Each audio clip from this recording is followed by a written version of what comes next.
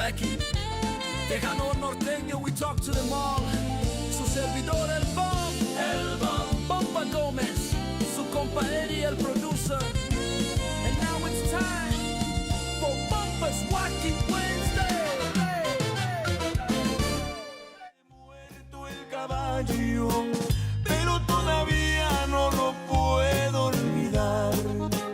Pero ando buscando al cobarde asesino y con estas manos lo voy a acabar.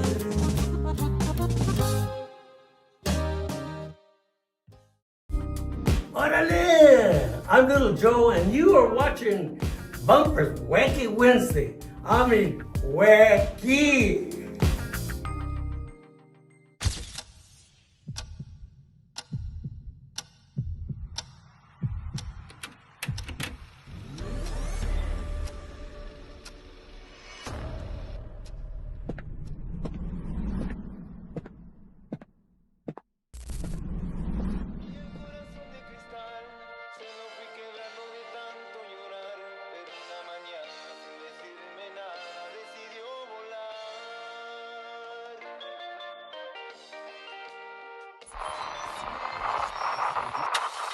Tenía el corazón de cristal, se lo fui quebrando de tanto llorar, pero una mañana sin decirme nada decidió volar.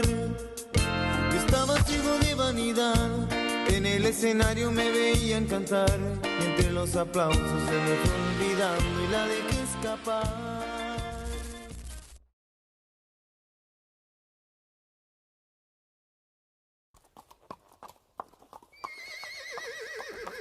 Yo tenía un caballo, le decían el tuerto, nunca lo podré olvidar.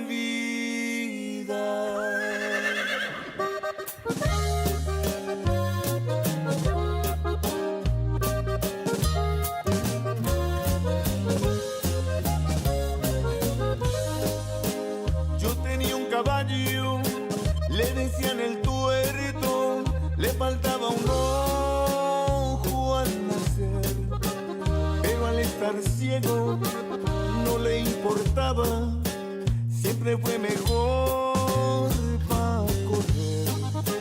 Recorrimos fiestas, ferias y carreras, ninguno le pudo ganar. Vimos el dinero siempre a manos llenas, qué bonito y noble animal.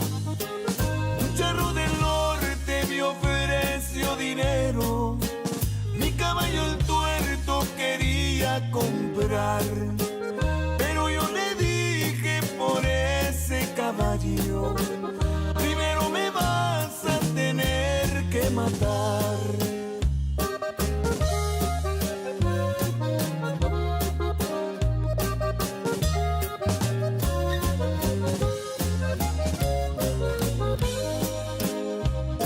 Oscura, yo estaba dormido, el tuerto empezó a renunciar, salí para afuera, pero ya era tarde, alguien me lo vino a matar.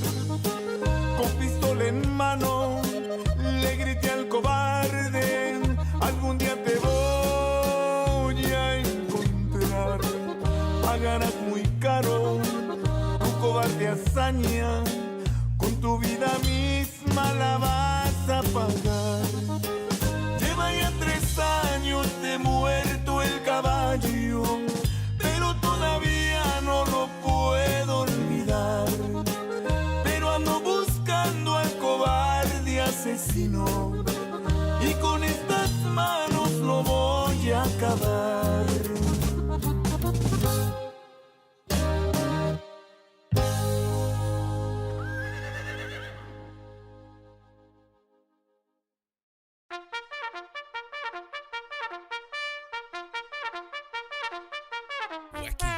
Wacky Wednesday. It's Wacky Wednesday con El Bumper.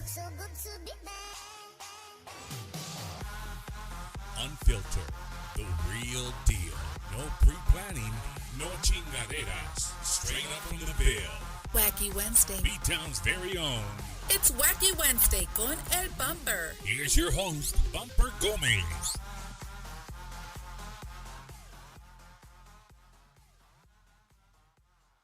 And we're live, ladies and gentlemen. Welcome to another episode of Bumper's Wacky. I was going to try to use this mic stand, but yeah, that's not going to work. I give up on it now. We're good. Ladies and gentlemen, welcome to another episode of Bumper's Wacky Wednesday, live from the beautiful city of San Antonio, Texas. Welcome, everybody, no matter where you're at. Thank you, guys. Everybody tuning in for the very first time. Welcome to Bumper's Wacky Wednesday. We hope you like, subscribe, and share, whether you're watching on YouTube, whether you're watching on Facebook. You're here with us. That's all that matters. But if you share it tonight, you can make somebody's night, right? So before we introduce our guest, I got to give you a little rundown. I've been doing this show for over 6 years, and excuse me if I'm not gonna try to start to get a little emotional, but I'm real, man. That's just who I am. I started this show over 6 years ago. I started it on my kitchen counter with a Miller Lite, a cell phone, and a Bluetooth speaker.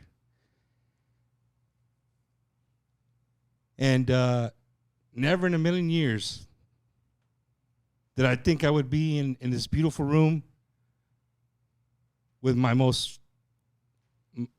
favorite band of all time. People ask me all the time in interviews, Bumper, who's your favorite band and your favorite songs? And yeah, I got my favorite songs. I got bands that I like. But this is the absolute favorite band of all time of myself, of Bumper Gomez from Beeville, Texas. The Palominos, you hear me say it every week. You know, bands have a soundtrack to your life.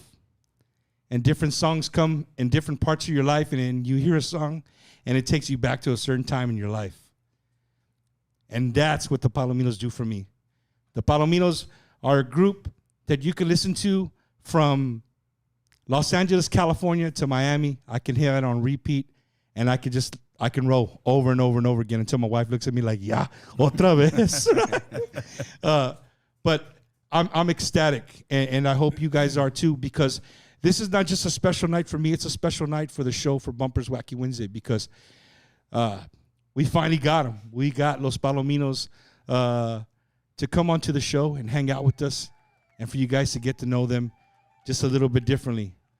Ladies and gentlemen, from Uvalde, Texas, Grammy Award-winning Los Palominos. Hello, everybody. Hey! Thank you. So right now I know what's happening. People are like, I don't see the accordion. I don't see the instruments. Right? Yeah, you're cool. You're gonna have a good time. I promise you. And the reason that we didn't do that is because they got a very busy week, and I didn't want them to have to come and play. And then they got a busy week. We got a busy week. Right. You know what I mean? We got a busy week. Good. But guys, welcome to Bumper's Wacky Wednesday, man. It's an honor to have all you guys on the show tonight. Thank you very much. On behalf of Los Palominos, gracias, Bumper, por invitarnos a tu programa. It's a pleasure to be here. Say hello to everybody. Yo sé que you've been doing the show for how long now? Over 6.5 years. Over 6.5 years. Congratulations, de veras. Thank you. There's a lot of people that try starting out something and it doesn't work out for them. Pero 6 years is really actually really good, and it seems like it's growing. Every year, more and more. And I see what I see is you're getting involved in a lot of the events where a lot of the bands in our industry play in, and that's what it should be for. I think it should be to promote the music and promote the artists. But before I start talking or whatever, let me introduce myself. I'm James Arriola. I'm the lead vocalist. I play bajo. I play guitar with Los Palominos. And I'll let the rest of the guys también que se introduce. Yo soy Jorge Arreola, del bass player de los Palominos. Un saludo a toda la raza que nos está viendo. Yo soy Julio, el corredista segunda voz, Palominos. Saludos para todos. Y le saluda a Daniel Martínez. I'm the drummer, the new guy. Llegó tarde el man. Oh, and you think that this guy he's just a new drummer. This guy's been around for a long time. He's a bad. We're definitely gonna talk about that tonight. But Uvalde, Texas, man. You can't miss it. If you've never been to Uvalde, Texas, right? And I know Uvalde here in the last few years, you know, the thing with Uvalde was, you know, the tragic accident that happened in the school. But when you drive to Uvalde, these guys literally have, I don't even want to say life size because it's bigger than a life size for sure. picture of them as you come into Uvalde. I've always wanted to ask you guys, how does that make, do you get tired of seeing yourself driving into town or no? The funny thing is, I don't live in Uvalde. I live in Seguin. I've been in Seguin for a couple of years now, for many years actually. Pero digo, every time I drive in, you know, I see myself right in the front of the Chamber of Commerce, you know. But yeah, it's a cool thing to see. You know, I don't know my brother see it every day, so I don't know. Oh, yeah. No, it's just. No te voy a mirar y me dicen unos, oye, parece que te están dando cosquillas a ti, güey. Con una smile, no, on the picture. Like, Man, hey, so when you go into the HEB there's no little kids that maybe they don't know Los Palominos and they're like, hey, you're that vato from the poster. Fíjate que no, nobody's asked me that. Really? Wow. No. Wow. So you still live in Uvalde? I live in Uvalde. Yo también. Uvalde también. Yes. And Danny, pues, ese vato puro 210. No crees que 956, que Laredo, no. Es, Hey, but it's interesting the way Danny became part of the band. You know? So maybe you should tell the story. Danny, tell us, how did you become part of Los Palominos? Hablando del HEB. Yeah, hablando del HEB. Well, there's a couple of versions out there, right? I don't know if you want to hear all the versions. I don't know what Hey, it's Wacky Wednesday, bro. We want to hear it, dog. A popular version, and one I've heard myself, and I'm like, is how the audition process, you know, came. It was a little bit out there that Palominos needed a new drummer. Everybody started auditioning, man. It ended up being hundreds of drummers, and anybody you can think of. Norteño drummers, rockteño drummers, cumbieros, salseros, todos. A guy with a laptop I mean, it's like everybody wanted to be in the Palominos, right? So I got to audition, and then I waited, and then all of a sudden I get the call, and they sent the Palominos jet to Lairo para que me volara por Valde, and we're going to, right?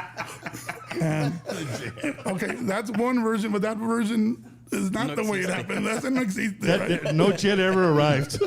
But it does sound really interesting. Check it out. The real version is even more interesting than that version, right? The real version is over COVID, and I hate to mention the pandemic, but everything stopped, right? And the Palominos went through some changes, and I wasn't working. I had actually moved from Lairo to where I live now, to Uvalde. I went to work. My sister has a AC company. Y me dijo, I know you're not working. You want to come work? I went over there to work. And I was working at the AC company with my sister and my brother-in-law. Le mando un saludo.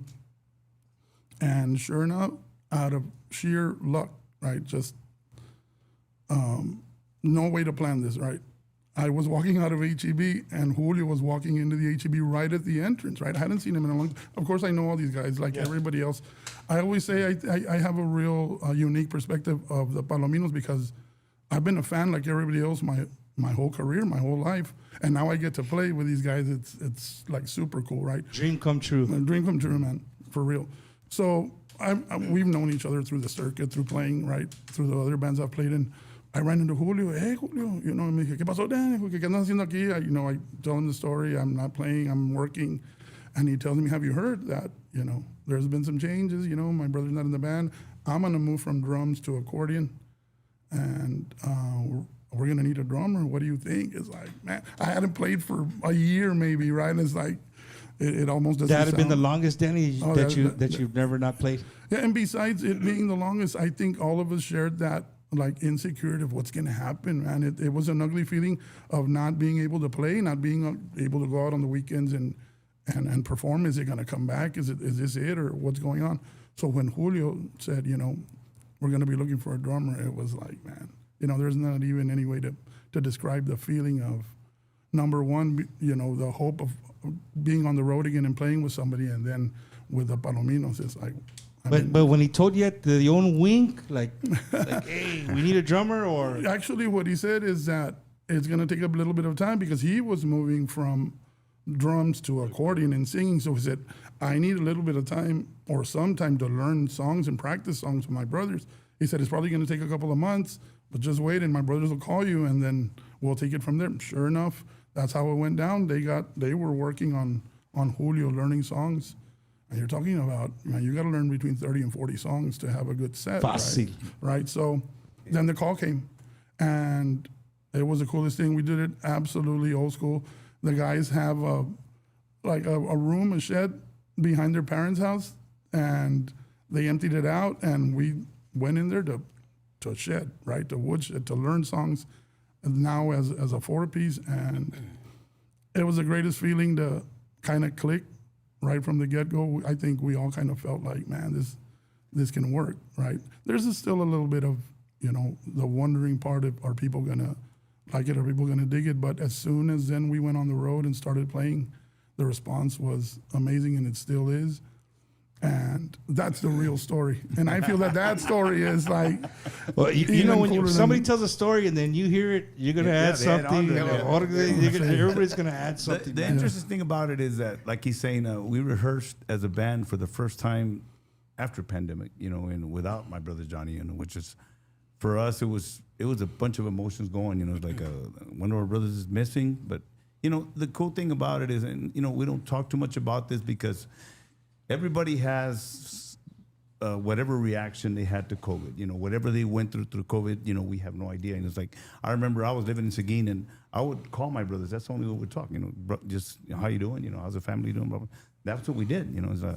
And then after the pandemic, my brother just called me and told me that he was no longer wanting to be part of the band. And I really didn't ask much. I just told him, whatever you want to do, it's we support you 100%. I hadn't decided if we were going to keep on going yet, because I hadn't talked to my brother Jordan, my brother Julio, and so that became one of those things where we kind of just, because we weren't even rehearsing or anything yet, so I kind of left it alone for like 6 months, and then finally, I decided, we've been doing this all our lives, this is what we've done forever, and I feel that we should give it a shot and see if people still enjoy what we do as us, the new band, And if they still like it, and we still enjoy doing what we do, so we're going to keep on doing it. And so we started rehearsing. Like I said, for one thing, when he came in to rehearse, Julio had maybe already learned 20 songs by then. And like he's saying, it came together as a band. And I think that one thing it did do is that we hadn't played in a year, in 6-7 months, So it's like, to hear the actual band playing for real, is actually, it was a big deal for us, I think COVID for all musicians, that was a difficult time, because most people with a regular job, like at menos they sent you home and you work from home, right? But I mean, you guys make a living of being on the road, yeah. And when somebody, we can't go live, and COVID just, you brought, Danny, see, you brought it up, not me. COVID started Wacky Wednesday. Oh, okay. That's why I did it. My wife's like, hey, well, why don't you start interviewing artists? They ain't gonna be playing nowhere. And I was like, nobody knows who I am. So I would send messages through whatever, any kind of messenger, whatever, by phone, unread, just through social media. Okay. Like, hey man, I'm this guy. I'm trying to start this little show, whatever. Nada. Pero con tiempo, it grew, and people accepted, and it was cool. But COVID for you guys. Did y'all find something else to do, or how did? No, I mean, like I said, we've been wrote it musicians. out. We've been musicians all our lives, all we've done is play music. So it's like I couldn't see myself, starting all over again. What am I gonna do? Like it just didn't feel like it was the right thing to do. I feel it would just weather it out and see what happens, And then when my brother told us he was leaving, it was another rib shot. Exactly. But like I said, like we've been doing this all our lives. We dedicated our lives to playing music. I knew it was going to be a little bit of a struggle, and a little bit of a challenge to try and get it back up to par. But like I said, I mean, Danny's a musician that's been around for many, many years. Played all styles of music, from norteño to tejano to whatever you name it. He's played it all. He can play it all. Yeah. And my brother Julio, like I've always told people, he's probably the most talented musician of all of us. All the other brothers. I remember growing up as kids. My dad, when we started up playing music, my dad would always tell us, you interchange the instruments. You play bass and you play accordion. Just because he goes, you just never know what's going to happen. And it's funny, that as kids, my dad was already preparing us for something like this. He saw We the didn't know. future, man. Yeah, exactly. And the thing is, back then when we started, we were 6 brothers. And then we had the accident in 2001. Lost my brother Jesse, and that was also a big challenge. And we hadn't decided what we were going to do after the accident. And then again, the same thought came through our heads again. We've been doing this all our lives. And it's like, we can't just quit and drop everything and start doing something else, So we decided to keep the band going. And my brother Julio was sound engineer back then. He came and said, I'll take the position and play drums. He came on, we went back on the road and started working. And then and after the pandemic, like I said, I was thinking about how we were going to cover all the parts my brother Johnny did, because my brother Johnny, for people that don't really know or have much information on, he's one of the ones that started the whole thing, like it was always me and him. When we started the band, it was me, him, and 2 of our cousins. And then later on, we had a little disagreement with the cousins. And my dad said, what are y'all doing? Having trouble with your cousins, whatever. Y'all have brothers here that y'all can teach and just go with all brothers. And so we decided to teach my younger brothers how to play music, and they were already kind of following the steps, because the older brothers, the younger brothers always follow the older brothers' steps, so that they kept on doing what we were doing. So it wasn't really that hard for them to pick up, and it was us teaching them the basics, and then it took off from there, And so, like I'm saying, so pandemic was an interesting deal for us, because a lot of things happened. Palominos evolved. Oh, we evolved, and I think it gave us a chance to really decide if this is what we're gonna do for the rest of our lives. Because I think pandemic for a lot of musicians, gave them a chance to reflect and kind of go back and think, is this what I want to do for the rest of my life? Because it is a demanding career, especially when you've been doing it at the level we've been doing it. It's for a long. We were talking off camera, man. La vida del músico is not for the lighthearted, man. Like you gotta really love doing what you do, because if you don't, it's tough, man. And I'm telling you, because sometimes when I go on the road, like over a weekend from a Friday to a Sunday, and it's like you're in an airport and then you go do whatever you can do, and then you're in another airport. Like that gets old really quick, right? For some people, like, oh, you get to fly. It's living out of a suitcase. Yeah, man.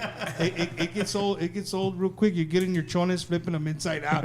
Your canzoncillos, you know what I mean? You haven't been able to get to. Oh, Dan, true story. Talking about the experience of getting back together, of getting the band getting back together, and COVID. One of the coolest things that happened, in my opinion, is that you kind of rediscover that you really love doing this, right? And we kind of talked about it a couple of times. That feeling of, I guess, because you missed it for a year, you kind of do, like James says, to have to decide: do I really want to do this? Do I really like doing this? And that knowing that feeling of anticipating the weekend, right? It's Wednesday, and I already want to go. I want to get on that bus. I want to go see the people that enjoy the music, play, hang out with my camaradas here, my brothers now. And doing that and having, the band is celebrating 35 years. I've been doing it since I was 10 years old. And to still feel, right, that excitement is really what it is. It's an excitement that's there. I can't wait for the weekend, man. I want to play my drums. I want to do this. Like, come on, let's go. Let's get going. That's the best part. I think that's one of the coolest parts. Yeah, and for us, I think, or for me, when we first started, it was more like, are people really gonna accept what we're doing now? Because I mean, believe it or not, a lot of people were missing my brother Johnny, just like we were. But like, do all respect to everybody, but that's what he wanted to do. And so it was up to me, actually, to decide whether this would keep on going or not, and my brothers also, so and your brother jumped on board.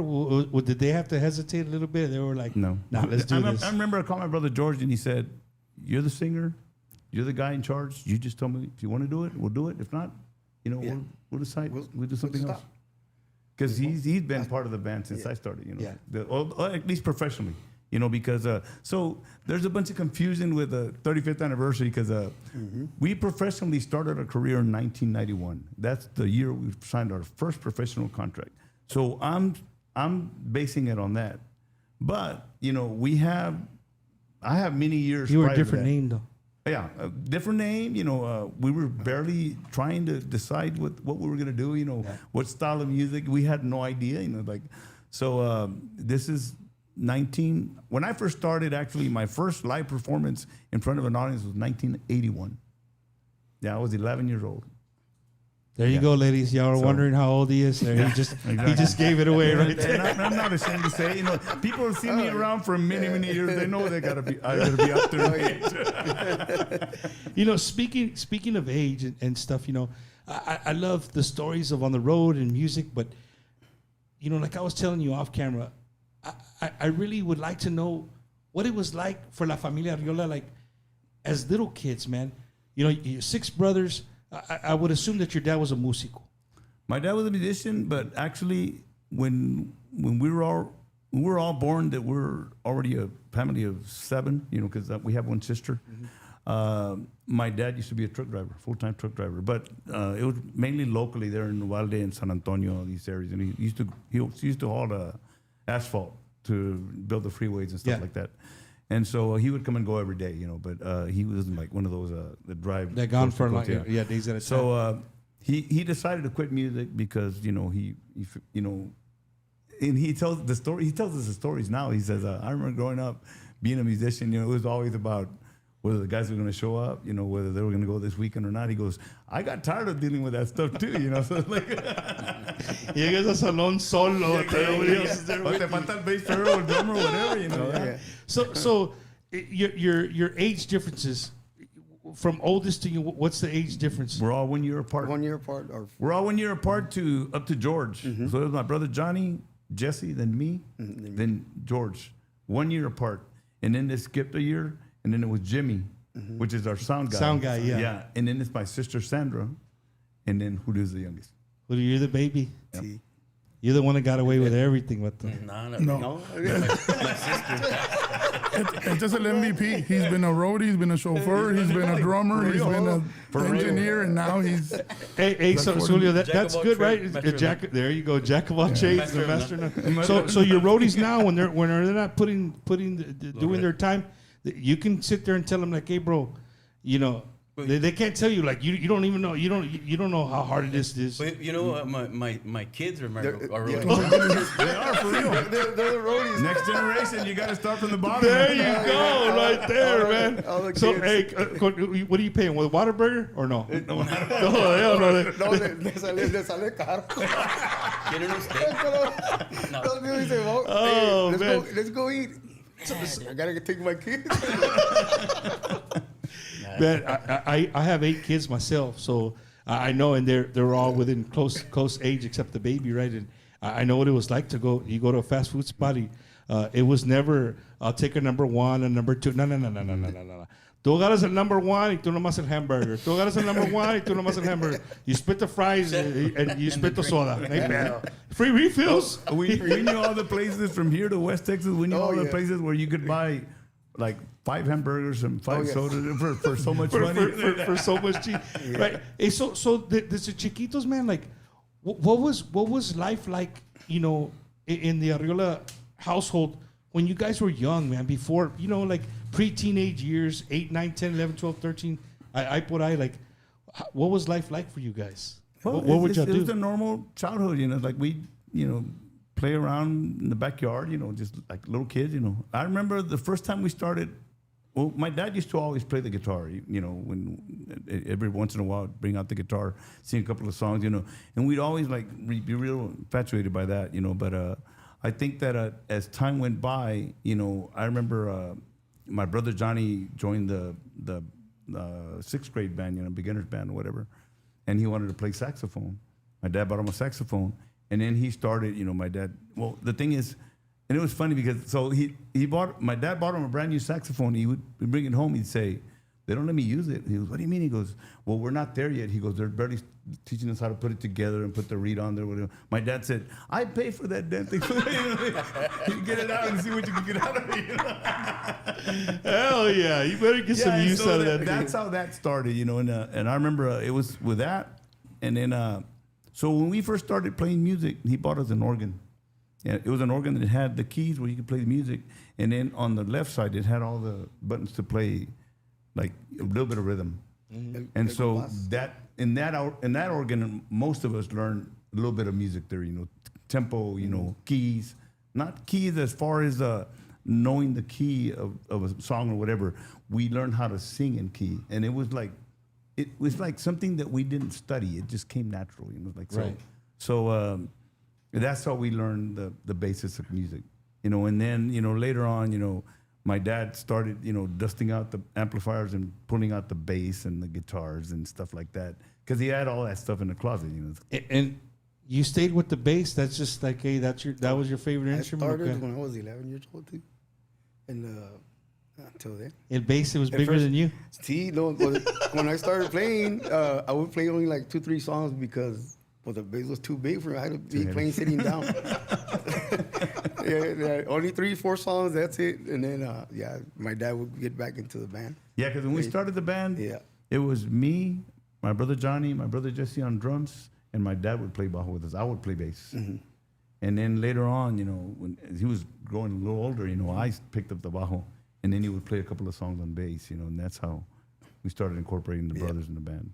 Well, the bass for me and Palominos, like I said, man, you guys are my absolute favorite all-time band. I grew up listening to Tejano and Conjunto music, but I was. I'll tell you like this: I did a little over 20 years in the Marine Corps.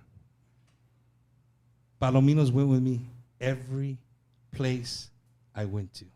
Wow. Every place. Mm-hmm. From the ugliest places on earth to some of the most beautiful places on earth, right? If there was a way to get music, I had Palominos with me all the time. And, speaking of military, you guys did like a little USO tour, man. USO tour, yeah. I mean, there's not a lot of Tejano or Conjuntos that ever had the chance to go on a USO tour, man. South Korea. What South Korea? Yeah. South Korea. What year was that? 2008, I think. Yeah.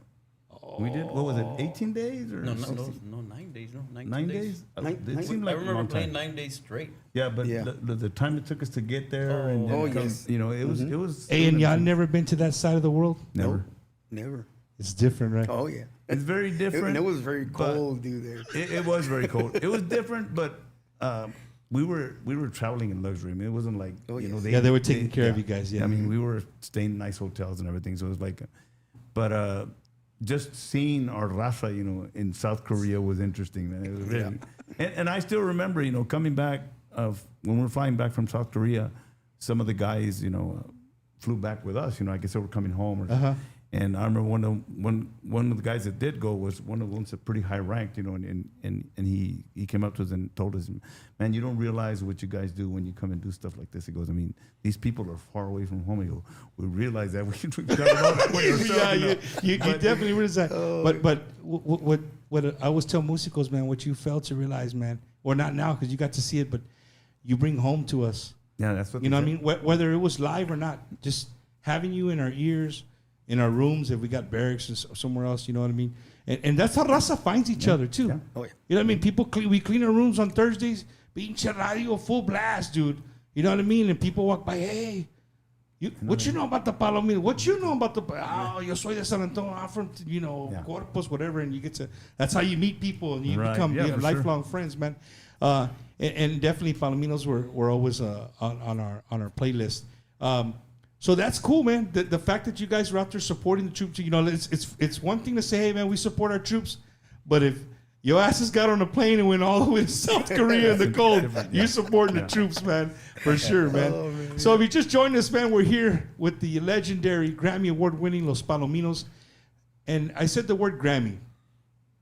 I don't know if you guys know this, but I believe, and I could be wrong because I'm not a music historian, but I think Los Palominos are one of the very few bands to ever win a American Grammy and a Latin Grammy with the same exact album. Oh, yeah.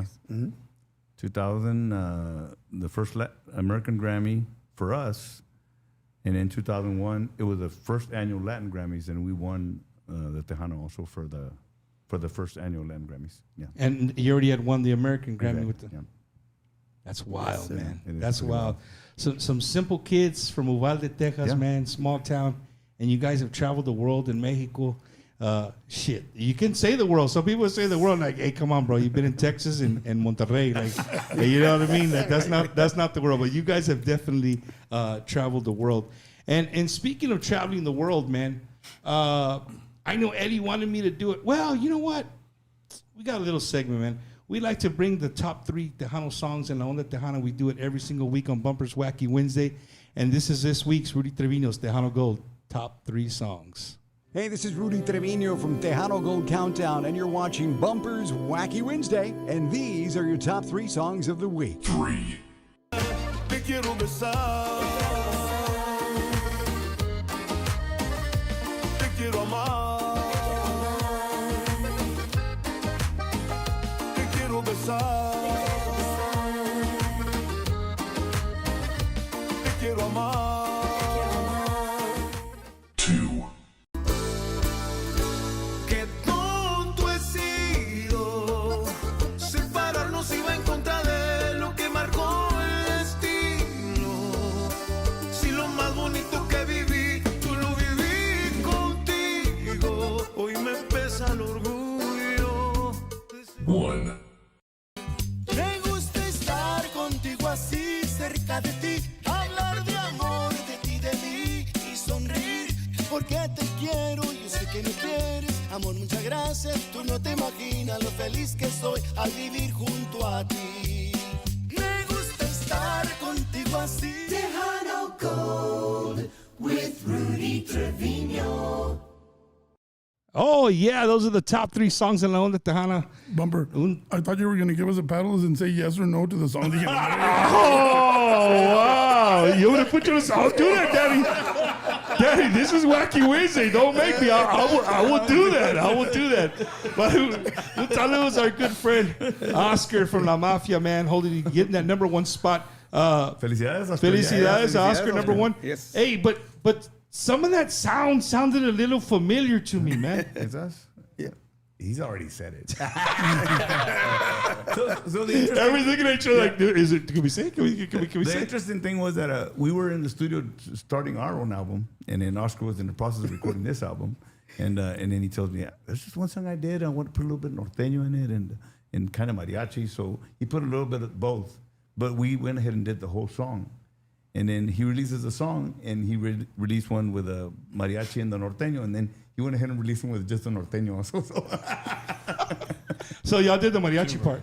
Yeah, we did the mariachi part, exactly. Well, speaking of La Mafia, man, you guys are going on 35 years of Los Palominos. And we'll touch a little bit on the story because you guys have a lot of interviews. You mentioned the story of, you know, kind of somebody finding you and kind of like taking you and doing, you know, making the career of Los Palominos, so to say, right? Putting the stamp on it. Well, I was walking down the Riverwalk today, and I found a guy that you guys might know.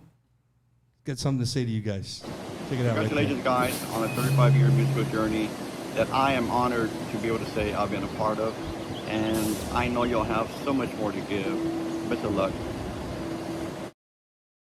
That's cool. Mr. Mando Lichtenberg, all the way from the Riverwalk in San Antonio. No, but bro, he was in Hawaii, dude. So the hour difference was like, it's a lot of hours, right? And we're bothering him early in the morning. It's like real early in the morning over there. Yeah, man. Boom, saludos. Thank you to Mando. 35 years, man. 35 years. Because it's Bumper's Wacky Wednesday, I want to give you guys a little story. I remember a place in Beeville, Texas called the El Dorado Convention Center. Yeah. The El Dorado Convention Center had the black and white checkered floor. It would get hot. People would dance. You could just see the cloud of sweat on the top, man. It'll see llenaba. Well, one time there was a band. Everybody had saved their money and ironed their clothes and got ready for the night because we wanted to go see La Mafia. And opening up for La Mafia was a group called Los Palominos, man. Yeah. Instantly, I was probably, and I 15, maybe 16, something. I put somewhere around there. just I fell in love with the band. But what I remember is La Mafia. I'm not mentioning names, but La Mafia was running late,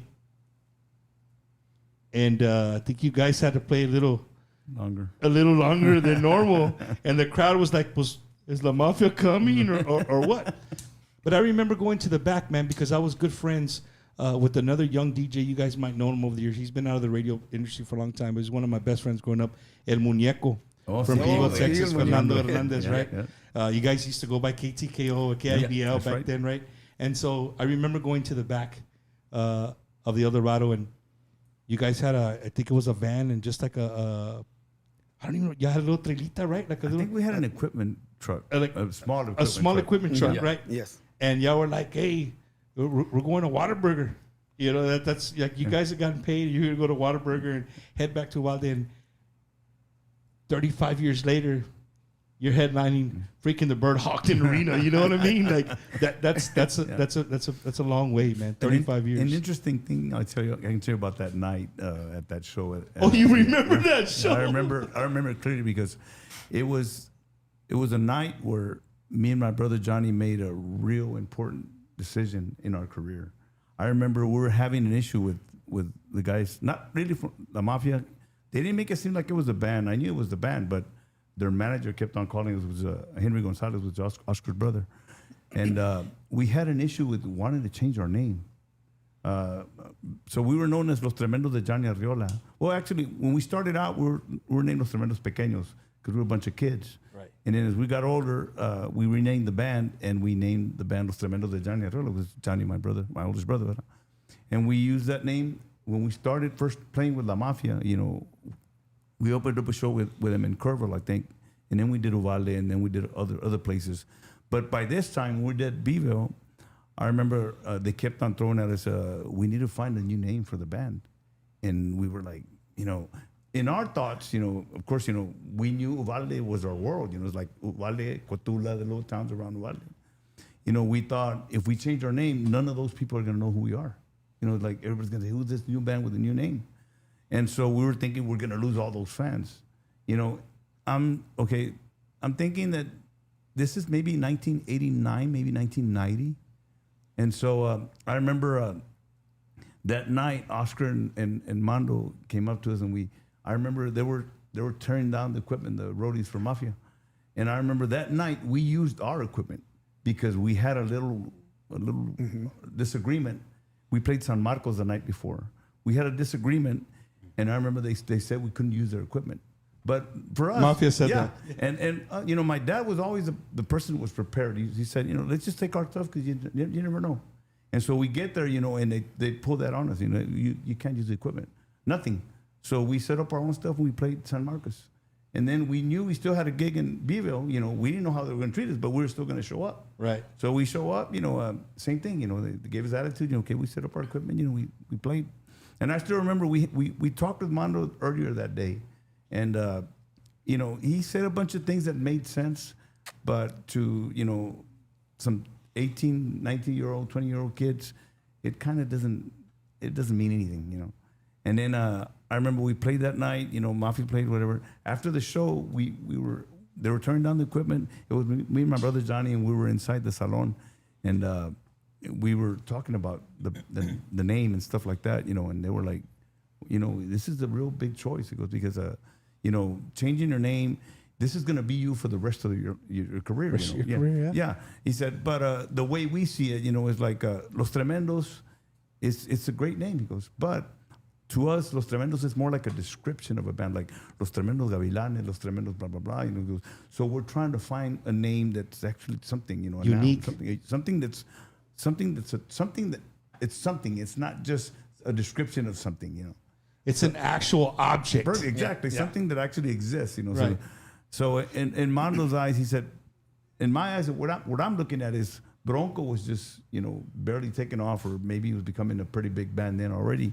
He said, to me, Palominos is like Bronco. He goes, Palominos is una raza de caballos, you know. He goes, and the way I see it, he goes, it goes with the theme of the music. He goes norteño, you know, the Western look. He goes, I'm putting it all together and presenting it and say, this is Los Palominos. It's a Western band, you know, that plays norteño music and blah, blah, blah. He had it all figured out. But to us, it made no sense. And I remember we went back home that night after having that discussion, and we talked about that all the way to Vale for 3 hours. It's 2.5, 3 hours from Beeville. And I told my brother Johnny, you know what? I feel that it's the right thing to do, because if we do what they want us to do, they're going to back it up, because, you know, this is their thoughts. You know, they've been around longer than we have. We're just starting out. Yeah. And so I told my brother, let's just do it their way. You know, we'll try it out for maybe 2, 3, 4, 5 years, however long. And if it doesn't work, you know, we'll just go back to doing what we're doing. He goes, but I think we should give it a chance. I think they have something, you know, they're trying to present to us. And he said, okay, let's try it. So we went ahead and changed our name, and, you know, the rest is history. You know what happened. Just imagine if that conversation would have went a different way, man. And the funny thing is that my dad was willing to do whatever we wanted to, because, you know, as our dad, you know, my dad didn't really want to interfere. We were deciding, you know, choices that we made or whatever. He would step in when he knew he had to step in, you know. But in this case, you know, it was really our choice, you know. So we didn't want to be called Los Palominos, you know. We weren't going to be called Los Palominos, you know. But he left it up to us, you know, and that's the choice that we made, and I think it was a pretty good You choice. had what we call a Richie Valens moment, Yeah. you know? His last name was Valenzuela. You can't just cut it. You can't just cut it in half, man. for sure. Right? No, man, it's crazy, because the Palominos have definitely, it's just a band. Like I said in the beginning, man, a lot of people, especially people my age, you know, I'm not... between 40 and 60, in between there, right? You are the album of our life. If you love our cultura, I mean, Palominos they've been with us our whole life, through the ups, through the downs. You know what I mean? Album after album, and you guys were one of the bands that can say, you know, you always talk to amazing people that have been around for a long time in the industry. You always wanted to make your own sound. I don't know if you guys meant for that to happen, but Palominos are definitely, for me, and everybody has their own opinion, but for me, they're a band that I can hear a song in the first 12 to 15 seconds, and I don't even got to look at I already know who it is.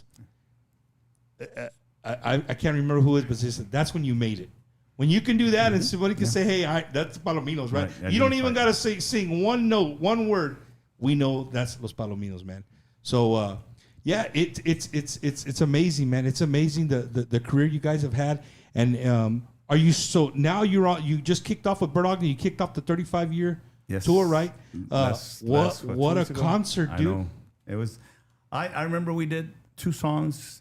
And I think for the first time in my career, I got a little overwhelmed, like after the second song, you know, because I knew that it was a reaction that I had, because I wasn't expecting what I saw, you know, like, and but you know, really, we owe it all to the fans. I mean, they've been around for supporting our music for 35 years, and it truly is a blessing. I mean, and today to still be here doing what we do, doing what we love, you know, playing music, and people still want to listen to our music.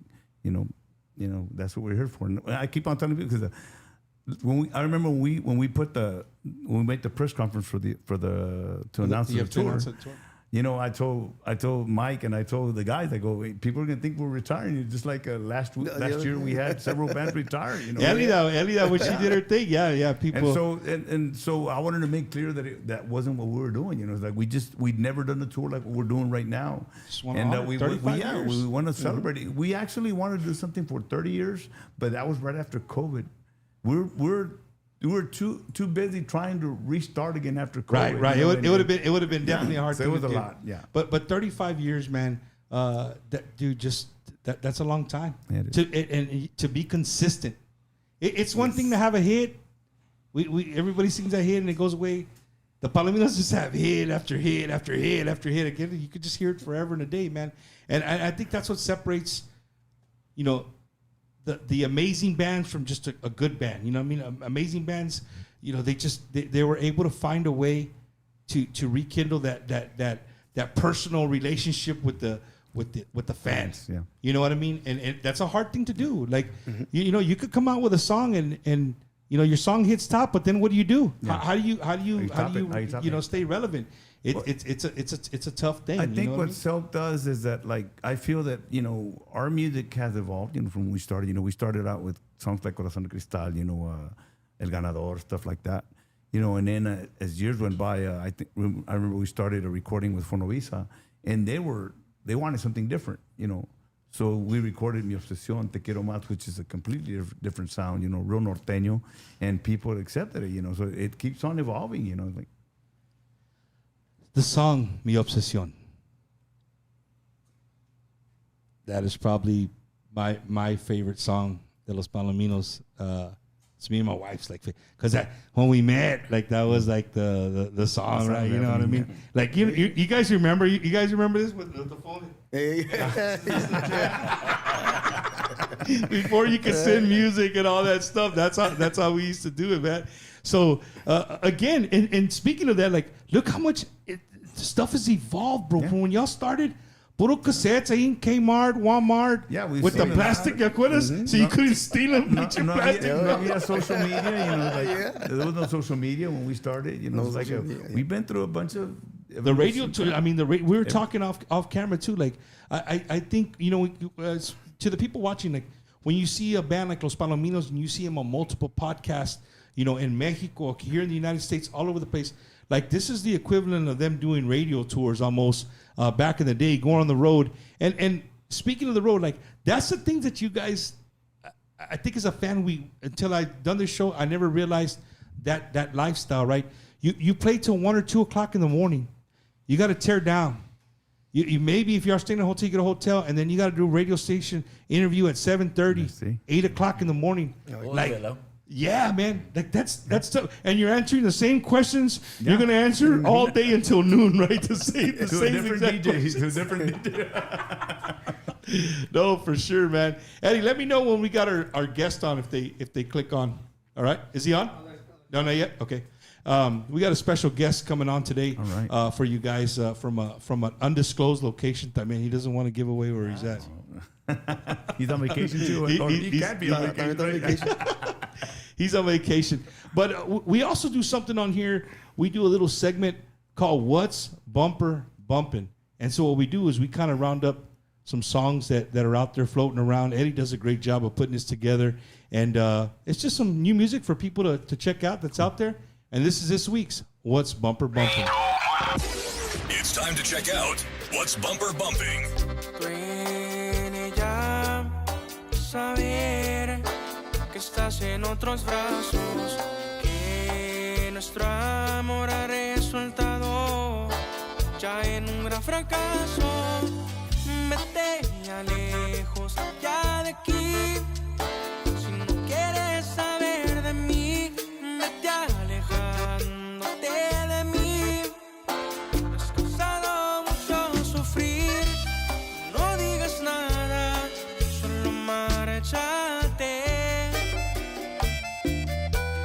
What's Bumper Bumping? Yo extraño mucho tus besos, como también tu alegría cuando no estás conmigo. Dice, Eres lo que más quiero, anhelo estar siempre contigo y le pido a Dios que no cambie mi destino. y no me vayas a fallar. Hoy que más te quiero, porque en realidad eres lo que más quiero. Eso.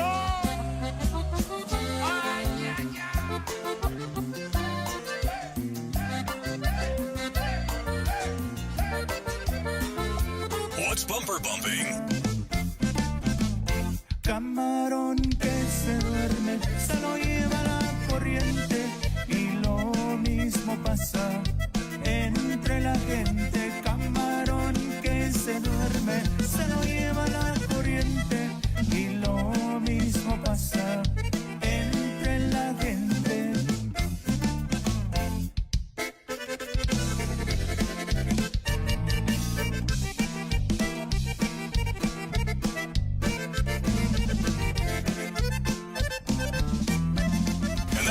week's What's Bumper Bumping. Oh, yeah, man. That's what's bumper bumping. Good job, Eddie. We're missing a few songs on. I think am I muted or no? You can hear me? Oh, I got my deaf ear on and not my good ear on. That's why I think I can't hear myself. We're here live with Los Palominos, man. Grammy Award winning Los Palominos. They're on tour this year. They just kicked off 35 years of being on the road, being in our lives. And just to reiterate what James said, right? This is not retiring. They're just celebrating 35 years. So if you guys see them coming to a town near you, hey, you got to buy the tickets. You got to show up, man. You know what I'm saying? Hey, maybe going to a salon is not your thing. You want to kill two birds with one stone? I'm going to tell you how. It's real simple. The Palominos this year are doing a cruise. We're doing a cruise in November, yeah. It's coming in November. So look, if you don't want to bring in your family for Thanksgiving and all that, pedo, tell your wife, you know what? We're not gonna do Thanksgiving with your family. I don't want to see it. We're gonna go on a cruise instead, right? We're gonna do a cruise. Who's some of the artists on there? You got yourself, Los Hijos de Emilio. Yeah, exactly. They're doing a tribute to Los Aguilares and Mike and the Coops. Mike and the Coops. Hell yeah. Of course, we're gonna be there also. Destiny. Yeah. Destiny Navaga, yes. Destiny Navaga is gonna be there, dude. So there you guys go. And let me tell you guys, if you've never been on a cruise is pretty cool. I'm part of the Tejanos in Paradise cruise myself, right? And salutes to all our friends from Tejanos in Paradise cruise. But a cruise for me, I went on my very first one last year, and I'm sure all the cruises are pretty similar. But to me, it's a chance. It's different than going to a salon or baile and getting an autograph and getting a picture, right? You see these guys like the whole time. Like you guys you're doing the same events that everybody else is doing. And you know, who knows? You might be next to them in the morning when they're getting their chorizo and egg in the morning or whatever. And you can have a little you can have a personal conversation. And people just hang out and have a good time. It's very intimate, so to say. And I think, you know, you get to know the artist on another level. Sure. So you know, again, if you want to sign up on the cruise, how do they get on the cruise, James? Well, actually, we have that same banner that you have on the screen. We have it on our social media page, so it has all the information. People you can call and make reservations or just find out prices and stuff like that. So. And you guys have been on cruises before? Yeah, we did one actually right before the pandemic. We were just maybe we had gotten home maybe a month before. Y'all were it. Y'all were the ones that brought it. Right? You guys started it. You can say that. I've never been on a cruise, so it's going to be a cool experience for me. Danny, for real? I'm thinking about playing the drums without a shirt on, but Somebody get a video of that right there, dude. That would be badass right there. Hey, make sure you go live with it. Hey, like the drummer for Los Monarcas that has his channel. I just want a camera on you, Vato, just like that. Playing, hell yeah. I'm really looking forward to the cruise and want to invite everybody to. I think it's part of the celebration of the 35 years. Yeah, exactly. It's a really cool setting to hang out and again, come hang out with us. Exactly, to hang out personally with you guys. It's different. And like people are like, the sea. You know what? I floated around the world on my time on some gray, ugly Navy boats, and I swear you can get seasick. But those boats are so damn big. It's kind of hard, man. Yes, and they sell. I'm not gonna say what we call them in the Marine Corps, but they sell these patches they put behind your ear. And so if you see the people walking with like a little circle, it's because it's the medicine, so they don't get seasick. A seasick. Yeah. Or you get seasick? You're giving me the look like, hey, bro, you're talking about me. No? No se siente nada. And then after a couple of virongas, I walk like that anyway. Oh, man. And speaking of a good time, man, are you guys looking forward to Las Vegas? This weekend? It's going to be another good one, yeah, for sure. I mean, we included that in part of our 35th anniversary also because, you know, Las Vegas has been a show that we've done for, you know, every 2-3 years maybe. And so, you know, David Chavez called us last year about it. And, you know, Mike said, don't say last week, James. There's going to be a lot of bands like, wow, they just called he called us last year about it. And Mike, you know, he decided, you know, let's just go ahead and do it. And we'll put it as part of the 35th anniversary also celebration. I know a lot of people are looking forward to it. You know, especially, you know, the Vegas is something special because, you hit up a general area that probably you go to California and Northern California, Washington State, and all that. But I think Las Vegas brings a lot of people. Am I hearing Vegas? I am. I'm hearing a little Vegas. We're speaking of Las Vegas. Hey. Ladies and gentlemen, look what we have on the line. All the way from Las Vegas, Nevada. So he's probably eating dinner right there. What's up, Dave? Welcome to Bumpers Wacky Wednesday. Hey, it's about 110. I don't know. It's hot here, but all the Tejanos are taking over Westgate. Yesterday we were here and everybody was white, and today we look around and like it's all brown and red. Are you wearing a Raiders jersey to fit in or what? Shoot, I'm wearing it because they're going to go to the Super Bowl. That's why. Oh my goodness, man! Let me show you something. Wait, real quick, Carlos, hold this. See if you can get Mendoza. Can you get the back there? See that back? Oh, the new kid, Mendoza. Oh, okay, I got you. I already got the Mendoza shirt. I mean the jersey, and that just came out. Well, it'd be really cool if you have him at the Grand Violet Saturday night to introduce los Palominos. Well, he can talk. I just want to say hi to. Talk. Hey, you have the icons there, man, and we're so honored to have them. I don't know how many times you guys have played with us in Vegas, but it's always a pleasure to host you. And congratulations on 35 years. Thank you. That's not easy to do in any genre, but to be at the top of your game and to always have the best music and have fans. You have tons of fans all over the country, and they're all going to be in Vegas. So congratulations. Thank you. Hey, Dave, before we let you go, man, we would just want to give you the floor to welcome everybody who's listening. I know there's a lot of people driving in. They're hitting us on Messenger that are driving in, listening to the show tonight, and they're on their way to Vegas. Some are airports watching right now, getting ready to board their planes to head to Vegas. Anything you want to say to all the people heading towards Vegas this year? Yeah, I mean, this event, we might have created it, but this event is about all the fans. This is it's a family reunion. Everybody, it's 96 hours of Tejano Conjunto regional Mexican music, and we picked Vegas because it's the entertainment capital of the world, and our music deserves to be there. Kind of in a time that's kind of, you could say anti-Latino around the country. Here we are gathering in Las Vegas and kind of showing some force of our music and our culture. We're not going anywhere. We're going to get stronger. And the best part is when Westgate and Giant Marquee right now has Vegas Tejano for thousands and millions, basically. It's going to be up for a whole week. And that's important that our music is recognized all over the country and that we can bring fans that, from California and Texas and Arizona, Washington, Oregon, all of the Idaho. I can't believe how many Tejano fans are in Idaho. And then ourselves, Kansas City. Topeka and Kansas City, where Sarah and I are from, we have probably 50 people. Every year it grows. So to everybody who's coming, I want to thank you for supporting the event. Without you, we wouldn't have this event. This is our 22nd year, by the way. So we're celebrating every year that we're around and that we're able to do this through all the economy, the expense of, what it takes to produce. But ultimately, fans want to see the artist and the artist want to connect with the fans. So it's good for everybody. Thank you. No, for sure, Thank you for Dave. having me. Yes, sir. Thank you, Dave. Enjoy your dinner, man. We'll see you mañana. You're probably the busiest man in Vegas right now. David Chavez putting on the Vegas Tejano Takeover 2026. We'll see you mañana, Dave. Thank you, See you man. guys. Thank you. Yeah. Bye-bye. That was cool. Hey, I promise you, I didn't time it like that. It just ended up being like that. That's super awesome. So Vegas, y'all gamble or no? Todos, yeah. Un poquito. Oh yeah. So let me ask you, James. Out of the three guys you have with you, out of all these guys, who's the party animal?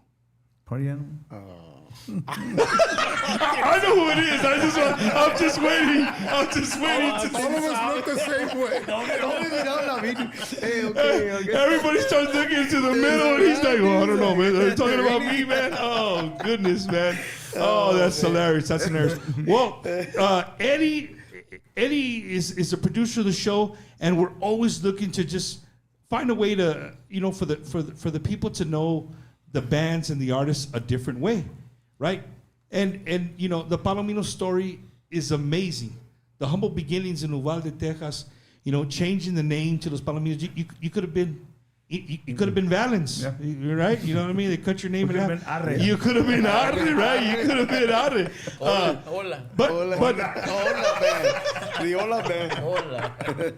But Eddie here, he actually, I don't even know how his wife let him, but I know for a fact he had an arts and crafts time today. I know he did. And these are like pretty legit, so you want to hand them down. Danny, it's not a fan, vato, por favor. We don't want you to break it. Right. So, and even I'm gonna answer some of these questions. Right. So it's a little game. You guys might have seen it. You guys might have seen it. On different shows and stuff. But Eddie did a great job. Now I can't hear myself, but it's okay. Eddie did a great job with this game that we want to play, and the game is called Never Have I Ever. Never have I ever. Right? Never have I ever. So if you have ever, of course it's going to be a yes. and if you've never, well, no, right? You know what I'm saying? So, and there's just a little bit of different, a little bit of everything right there. I don't want to do the paddle because my wife's going to be the one commenting on there. You are a liar. You're talking shit. I know you. Yeah, you're lying for sure, man. So again, the name of the game is called Never Have I Ever. All right? So if you've done it, yes. You see, no. Danny, it can't be no for everything, dude. Come on. I need another paddle que dice, well. There you go, Eddie. We got to change them. We'll just put an egg. We'll put an egg on one side, right? We'll put an egg. Right. So the first one is never have I ever Googled myself. No, I'm going to sing.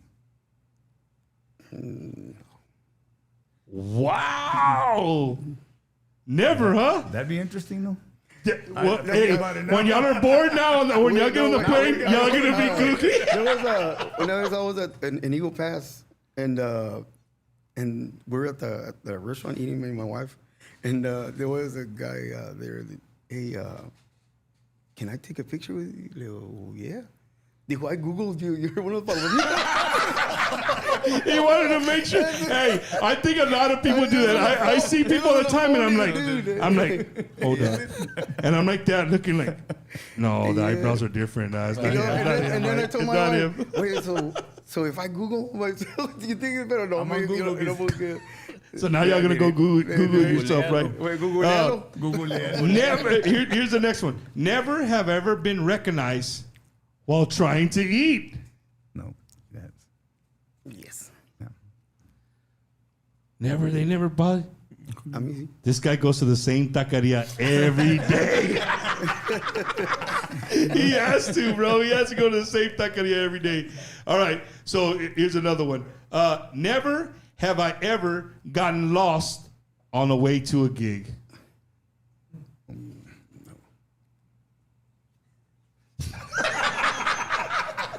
Yo sí.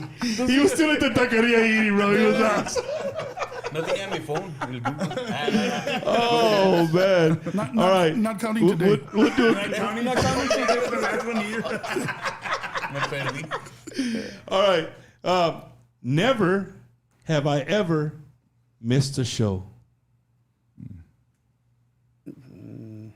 yes and no. Well, what's a yes and no? You showed up late or what? No, yes and no, pero a veces I'm the clumsy one, so I get hurt or something, and I have to miss a show. Oh my goodness! Hold on. All right, we'll do two more. Never have I ever worn something on stage that I later regretted. No. I think I have. Unos tight pants? No. I wouldn't do that. I wouldn't be able to sing, probably. Oh, man. Okay, the very last one. This is probably the most important one. I don't know if you guys are ready for this one. Never have I ever hidden snacks on the bus from the rest of the band? Everybody. I think everybody. Let's see the battles. Let's see the battles. Everybody looked at the same guy. Let's see. Hold them up. I want to see the answer to this one. Look, everybody. Wow. Say double. Yes. Hey, I'll be through Danny. Where's the hiding spot at? Check this out. The other day, the bus driver, traffic stopped, and he hit the brakes. Saltaron snacks from everywhere. They're in the middle of the hallway in the bunker. Everybody's like, oh, shit, we're starving. You got chips over here? What the hell's going on, man? Heck yeah.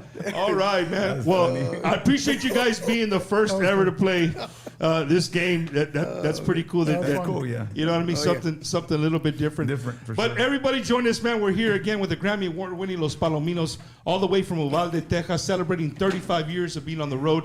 They're going to be in Vegas. But before you guys are in Vegas, Friday night, where are you guys at? We're playing Fort Stockton, summer jams. And we haven't done Fort Stockton in years. Ages, so that's going to be fun. Man, I didn't even know there was people in Fort Stockton. I remember we did a gig with La Mafia, and this is probably before we were Los Palominos, 89 maybe. And it was some kind of a festival, and it was pretty good. A lot of people. Yeah. Pues vienen todos los pueblitos, right? They got to go out. Parece que el lugar se llama Menudo Park. Menudo Park? If I recall correctly. Y no tenían menú. No tenían menú. That's what I'm talking about. Well, not only am I a fan of Los Palominos, a lot of people are fans of Palominos. Thank you. And you know what's crazy is when we posted that we were going to have you guys as guests, we started getting an influx of messages of people that just stories of, and questions that they had. And I think a lot of the questions that were out there, you guys have answered them on your own without me even having to ask you guys. But we get special videos sent in from people who are just humongous Palominos fans. You know what I mean? And I'm getting mad at myself because I can't think of his name, but he is, to me, he's probably the #1 Palomino fan in Beeville. I can't think of his name right now. Another good friend of ours, Ricky Reyes from Corpus. Ricky. Ricky Reyes. We graduated preschool together. It's the only time we've ever worn a cap and gown. We never wore one after that. But I got to meet with him the other day. Saludos to Ricky and all his familia there in Corpus. But anyway, we got that video of a special friend of ours from Bumpers Wacky Wednesday, all the way from the Valley of Texas. Has a little something for you guys. Bumper Gomez, this is Anthony Nichols. Anthony. Of Mercedes, Texas. And this shout out goes to Los Palominos también. Hey guys, good luck on the show tonight. And felicidades on your 35th anniversary. And sorry that I'm nervous, but I'll see you guys on the show tonight. Bumpers Wacky Wednesday. Saludos, Bumper. Thank you. Hey, yeah, man. That's so cool, man. Hey, he did it right. He even had the new video playing in the background right there. He had it playing in the background. That's how you do it. So there you guys go. If you want to make it on the show, you got to have everything right. Yeah. Right? He had everything right. Palominos. We've talked about the name. You guys are doing 35 years, man. Let's go back a few years, man. Let's go back a few years. Working with family, man, that's a hard thing to do. Like being, when you're brothers, you grew up together, whatever. But then, it's a very difficult thing to do, right? Because there's really no disconnection ever. For sure, yeah. You're connected forever. You know what I mean? So over the years, man, you guys traveling together and being together all the time, like, how do y'all do that? Do y'all ever just like get in a little argument and you know what I mean? And then like, oh man, we got to play or. Yeah, it happens. I mean, I think every time I get this, because this is not the first time they ask this question. It's been asked before, but it always goes back to us when we first started. My dad used to always tell us, tras de la unión está la fuerza. If you unite together, you become something real. You become a powerful unit. Si está la unión, no está trabajando la unión, dice, están peleando unos con otros. Dice, it's not as strong as it would be if you would all fight together, you know. And so that's always, you know, really resonated in my mind. And I think it plays a big part in dealing with what we deal with every week or whatever.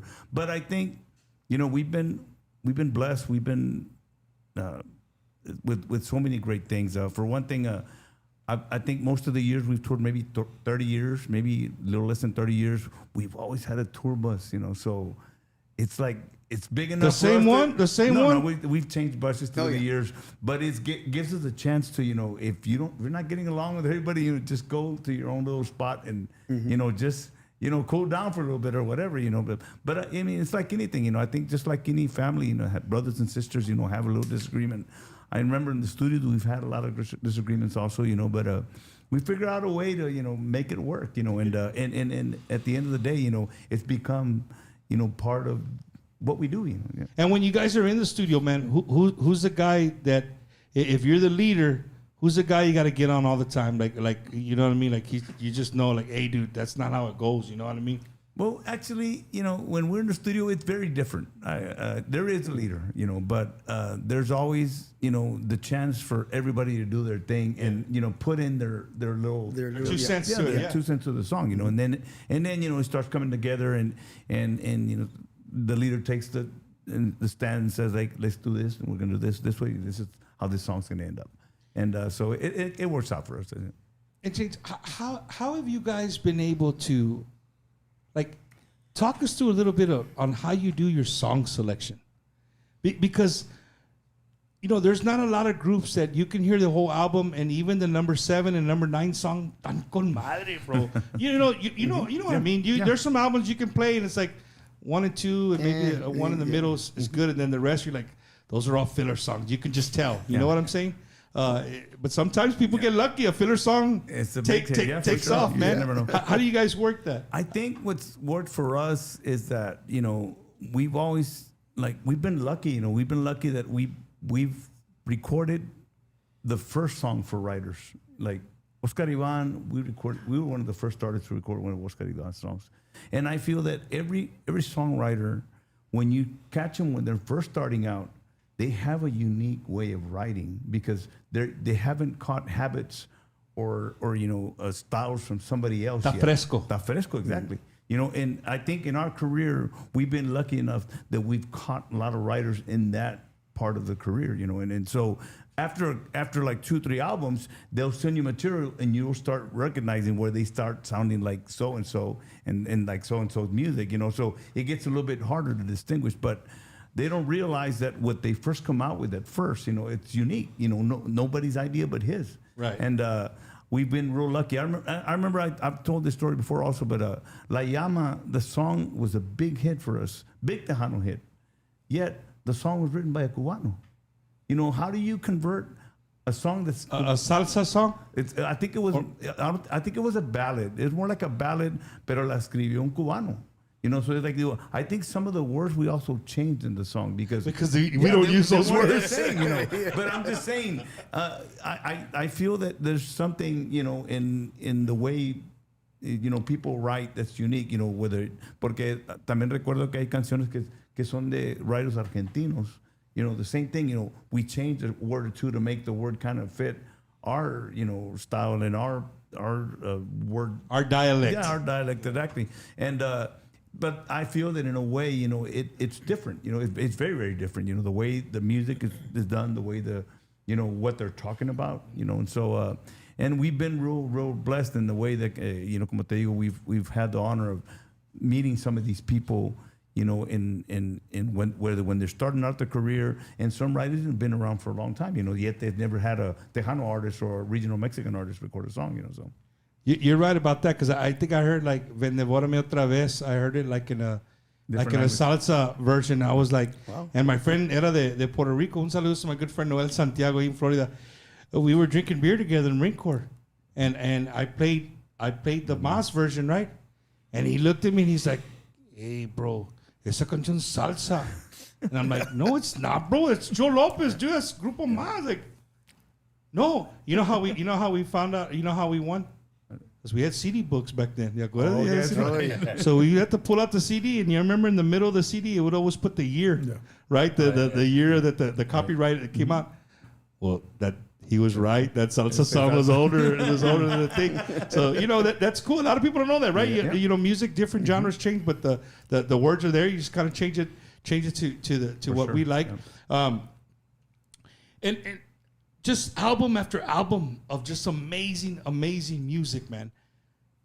And you brought up Oscar Ivan, Obsession. I got to see that he got to join you guys at the Bird Ogden. How did you guys mean for that to happen, or who worked that out? How did that come about? It's interesting the way it came out. Again, like it came out the way it did because so somebody talked to him. I think it was from Bird Promotions camp. Somebody talked to him maybe like a month and a half or 2 months prior to the event, and he had said, "Yeah, I'm in." And that was the last time I talked to him. And then the gig's getting closer and closer, and they try and get in contact with his people, and nobody answers. And I still remember we were there 3 days before the show, and I think the second day we did a sound check, and so they started reaching out to them, see if he would answer, and nobody would answer him. The day of the show, at 8 a.m, Mike sends me a text and says, "Hey, Oscar Ivan's people just reached out, and he's in. Are y'all done? Are y'all doing sound check today?" I said, "Yeah." When at noon, he goes, "He's gonna be there." And he was there. Good job, Mike. Good job, Mike. Man, behind the scenes over there. Hey, you know Mike's been on the show, right? Yeah. Yeah, man. We did Recuerdo de la Familia Aguilar. Man, that was an amazing show. If you guys haven't checked it out, you can go back and check it out on YouTube. And for everybody watching on YouTube and Facebook, I haven't even seen the numbers, Eddie. I hope we're doing thumbs up means we're doing great. We've been doing this for 6 years, man. For 6 years, and we're able to travel. We've done this out of state. We go to different towns and do things. But we couldn't do all that without the help of people that help us out every week, that sponsor our show, man. For sure. And so the people who sponsor the show, I need you guys to go out there and give them a little love and a little support. And these are the people who sponsor Bumpers Wacky Wednesday. Tejanos en La Playa invites you to an unforgettable journey as we celebrate Grammy Award winners Los Palominos 35th Anniversary Cruise. Los Palominos, a once-in-a-lifetime musical experience on the high seas. Set sail aboard the spectacular Carnival Breeze on an exciting 5-day cruise from November 2nd through November 7th to the destinations of Cozumel, Progreso, and Yucatan. Enjoy tropical beauty, celebrating Tejano and conjunto music like never before, with live performances by Los Palominos. The official Emilio tribute featuring Diego and Emilio La Vaina IV. Un homenaje a los Aguilares con la familia Aguilar and Mike Aguilar and the Coos. Hosted by Destiny Navaira. It's a historic celebration. No passport needed. Reserve your cabin now by calling Odin Events at 210-990-0131. 210-990-0131. Hey, West Texas, Anthony Patterson, General Manager of Ron Hoover, RV Marina, Odessa. Happy birthday, America, 250 years old. So right now, for the month of July, buy any RV, I'm going to add $250 to the $1,000 gift card. That's right, West Texas. Buy any RV, get a $1,250 Amazon gift card. Want that putter? Want that driver? Want that barbecue pit? Buy any RV, a $1,250 Amazon gift card for the month of July. And as always, been told no anywhere because of credit? We say yes. No money out of your pocket? Home is zero down. Want more for your trade? I'll put all the money in it. So come and see why everyone's talking about Ron Hoover, RV Marina, Odessa. Your West Texas yes guys. Looking to purchase your dream home or what to sell your existing home? Call our friend Ricky Ray, the realtor, at 956-424-5724. He will help you get approved. No credit, low credit, no problem. So give him a call today at 956-424-5724.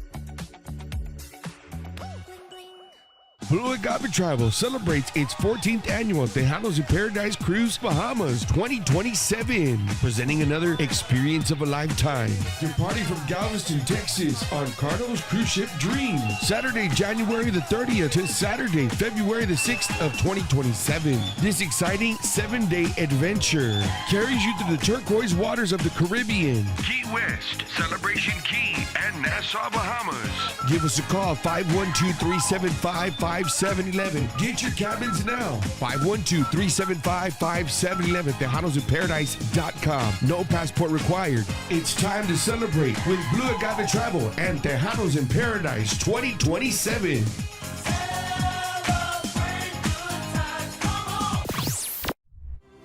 Are you a disabled veteran unsure if you're receiving all the benefits you deserve?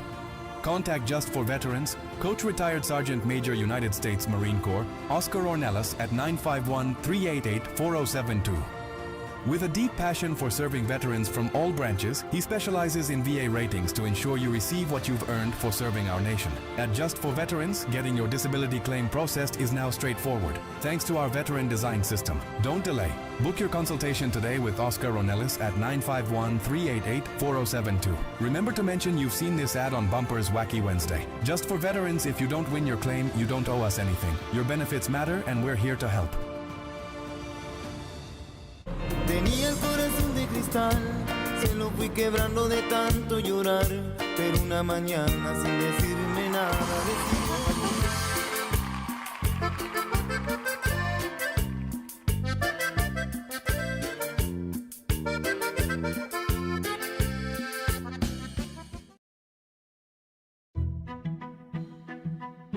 Imagine a porch that protects itself, a door that locks on its own. Imagine being in two places at once, lights that work like magic. Imagine what you could do in a home like that. Now, stop imagining. Call Laura Hernandez at 210-262-8402 to start protecting your family and home with Vivint today. And don't forget, ladies and gentlemen, our home away from home, Gilbert's Mexican Restaurant, 410 in Marbach. Some of the best carne guisada you've ever had in your life right there. If you love carne guisada, you love enchiladas, this place right here does a great job of mixing them. I already see you getting hungry right now, bro. They put the carne guisada inside the enchiladas, the gravy and the enchilada sauce mixed together con queso, arroz, frijoles, tortillas de harina, y un sweet iced tea. The Javi Special, man, is where it's at. Gilbert's Mexican Restaurant. We love going there. As you can tell, I'm standing. I love going there, right? So un saludo to Gilbert's Mexican Restaurant, all their staff. Great staff. They're open 7 days a week. You guys can go out there and check them out. No, they're not. They're closed on Mondays. I always say 7 days a week, and they always call me like, Bumper, we're not open on Mondays. Tuesday through Sunday, they're open. You guys can go down there and check them out. And then if just eating's not enough for you and you love Tejano music, what a staple that is. They have picture of Los Palominos when they were like 8 years old in there somewhere. You probably can find in that place right there. But make sure you check them out. Gilbert's Mexican Restaurant, proud sponsor of Bumper's Wacky Wednesday. And don't forget, if you're ever injured here in San Antonio, in Uvalde, in Eagle Pass, anywhere in the surrounding area, and you don't want to call those big injury attorneys that you see the commercials or whatever, because I could promise you they have a huge office and you're not going to talk to that guy. You're not going to talk to, I'm not going to say names because they're going to come after me, right? But anyway, you're not going to talk to him. You want to talk to a guy who will talk to you, walk you through. His staff is absolutely amazing, personable, and I know from firsthand experience, he was my injury attorney when I was injured in an accident. You can hit him up, our good friend, Mr. Andrew Toscano, at 210-732-6091. That's 210-732-6091. Hit him up if you're ever injured. And don't forget our good friend, Mr. Rick Valderrama. Yes, it is him from La Patria. Mr. Rick Valderrama himself, also a Tejano artist. Vantage Mortgage. If you're looking, you need to get you a house. You don't know where to start. You don't know how to fix your credit. All these things right here. You want to hit up Rick Valderrama. Let him know Bumper sent you, and he'll take care of you, man. There's people I know personally that have been helped by this gentleman right here. Maybe, again, Raza, I'm not saying that we don't, but a lot of us, we weren't taught these things on how to go look for a mortgage and things like that. And when you hear these names, these different mortgages and escrows and, closing and all that, you don't know what all that is? This guy right here will help you. Hit him up, Mr. Rick Valderrama. And, of course, it's getting hot, ladies and gentlemen. You got to get that air condition fixed. Hit our good friend up, Richard Trevino at Pinnacle Air, 210-722-7231. That's 210-722-7231. He'll turn that hot house into a cold house in a heartbeat. Hit them up. Let them know Bumper sent you. And there it is, ladies and gentlemen. Myself, my guests, we're going to be there. We're on our way starting tomorrow, July 9th through the 12th, 2026, the Vegas Tejano Takeover 2026. 4 days of amazing Tejano and Conjunto music. All comes down to the West Gate in Las Vegas, Nevada. Great hotel. Beautiful, beautiful, beautiful venue. Everything's there, man. There's going to be artists. There'll be a lot of artists there. If you've never been, there's a lot of artists that are not performing, but they go. You can get their autograph. You can get their merchandise, all those kind of things. In the 2 days of the convention, of course, they end the night with the big grand bailes. And, of course, our guests, Los Palominos, be headlining Saturday night. You guys can go out there and check them out, VegasTejano.com. And then next weekend, see, dude, I'm just like y'all, siempre on the road. But this time we're going to change it up a little bit. We're going to have Lisa, Frankie J, and, of course, taking it back to the old school, Poteet Posse, Mr. David Ligarza, Los Musicales, La Fiebre, Rebo. We're all going to be there. It's going to be a great, great time. The West Texas Blowout, baby. The West Texas Blowout, July 18, 2026, hosted by yours truly, Bumper Gomez. My first time hosting the West Texas Blowout. Heard over the years of this place, many times I've heard of this event, and it's going to be an honor to be out there and host the West Texas Blowout. And then don't forget, in 2 weeks, ladies and gentlemen, you play volleyball? Yeah, they were like, nah, I don't play volleyball. I'll watch and drink a beer, but I ain't going to play, right? The Sand Volleyball Tournament, Double Elimination, Tejano Up Radio is putting on at Sideliners Bar and Grill right here in San Antonio. All you have to do, ladies and gentlemen, to come out and hang out with your favorite Tejano artist or even come with a team, all you have to do is bring some school supplies, backpacks, glue, pencils, rulers, all the stuff you need for school. Bring it. And ladies and gentlemen, bring some new stuff. Last year we had people bring some used though. We want new school supplies, right? So bring the supplies with you. Come out and have a good time. Sideliners Bar and Grill, July 22nd, 2026, Tejano Up Radio Sand Volleyball Tournament. And then don't forget, ladies and gentlemen, August 21st to 23rd, the biggest Mexican fiesta in the United States of America, coming to you live from Milwaukee, Wisconsin. Jay Perez, Grupo Stampede, Los Tex Maniacs, Shoot It, Grupo Rio, Texas Latino, Santiago Garza y La Naturaleza, Jenny B, La Raza Monterrey, Castigo, just to name a few of the bands. They're going to be out there. We'll look forward to seeing everybody at the Mexican Fiesta this year, August 21st through August 23rd in Milwaukee, Wisconsin. Dang, we're going all the way to September, baby. Going back, I think this is going to be my fourth year, Eddie? Third year? Fourth year. Fourth year. We're going with the Familia Mancha to the 4th Annual Hispanic Heritage Festival with our good friends Grupo Secreto on September 26th in Gibsonburg, Ohio at Williams Park. So we're going to be talking about that as it gets a little closer to September. But just want to throw it out there for all my friends in the Midwest.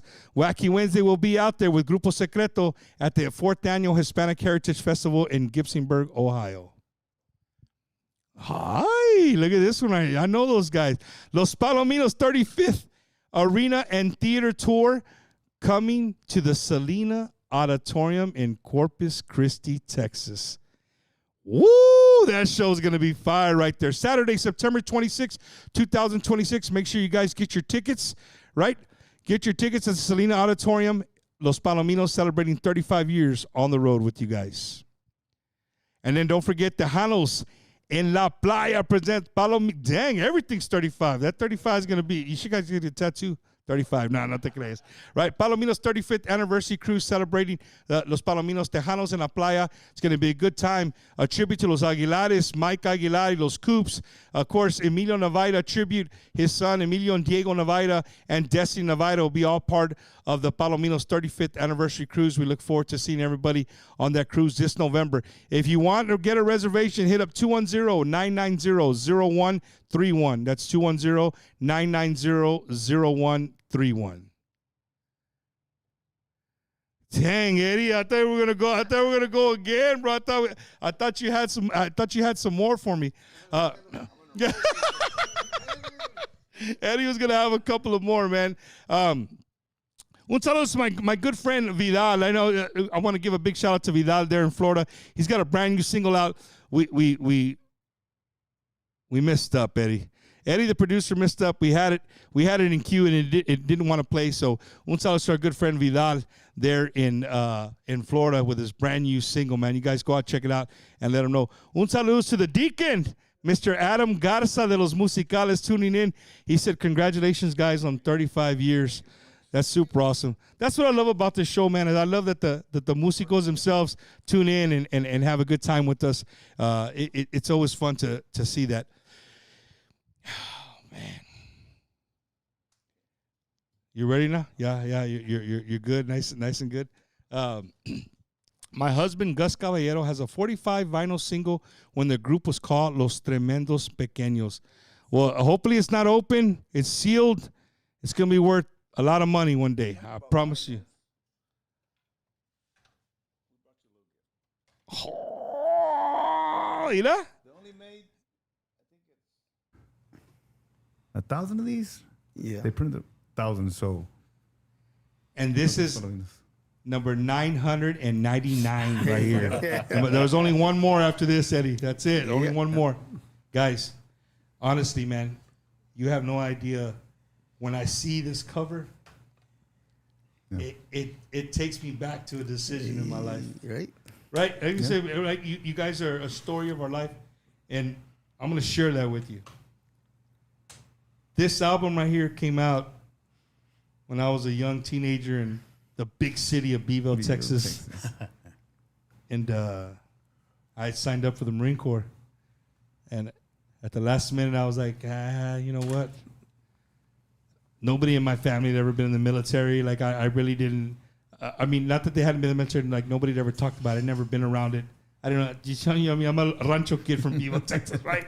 So this album came out. I was in love with it. And what I say is a big part of the decision in my life that changed me forever was I had backed out.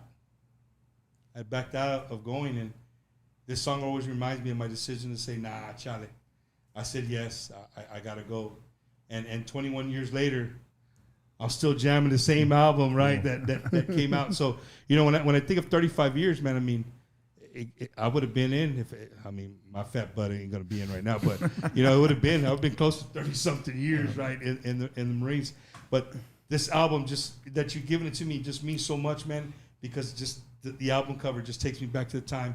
It's one of the very first CDs that I could buy in an actual CD. Yeah, that's the first. You know? That's the first of ours that came out as a CD. Mm-hmm. We did 2 albums before that with Sony, and they were cassette and album only, vinyl. And then this one's the first one to come out in the CD. So. And when you see this picture, you know you got your brother here, that passed, and when you see this, man, what does it mean to you, James?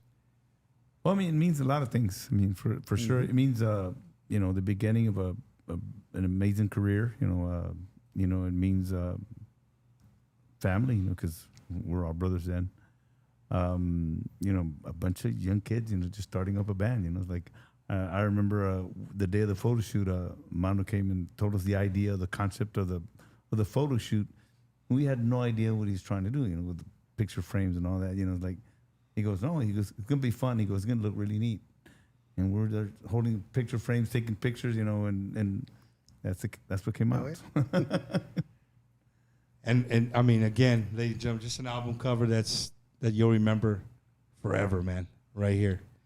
And speaking of album covers and Palominos and stuff, I've always wanted to ask you guys this. I go somewhere.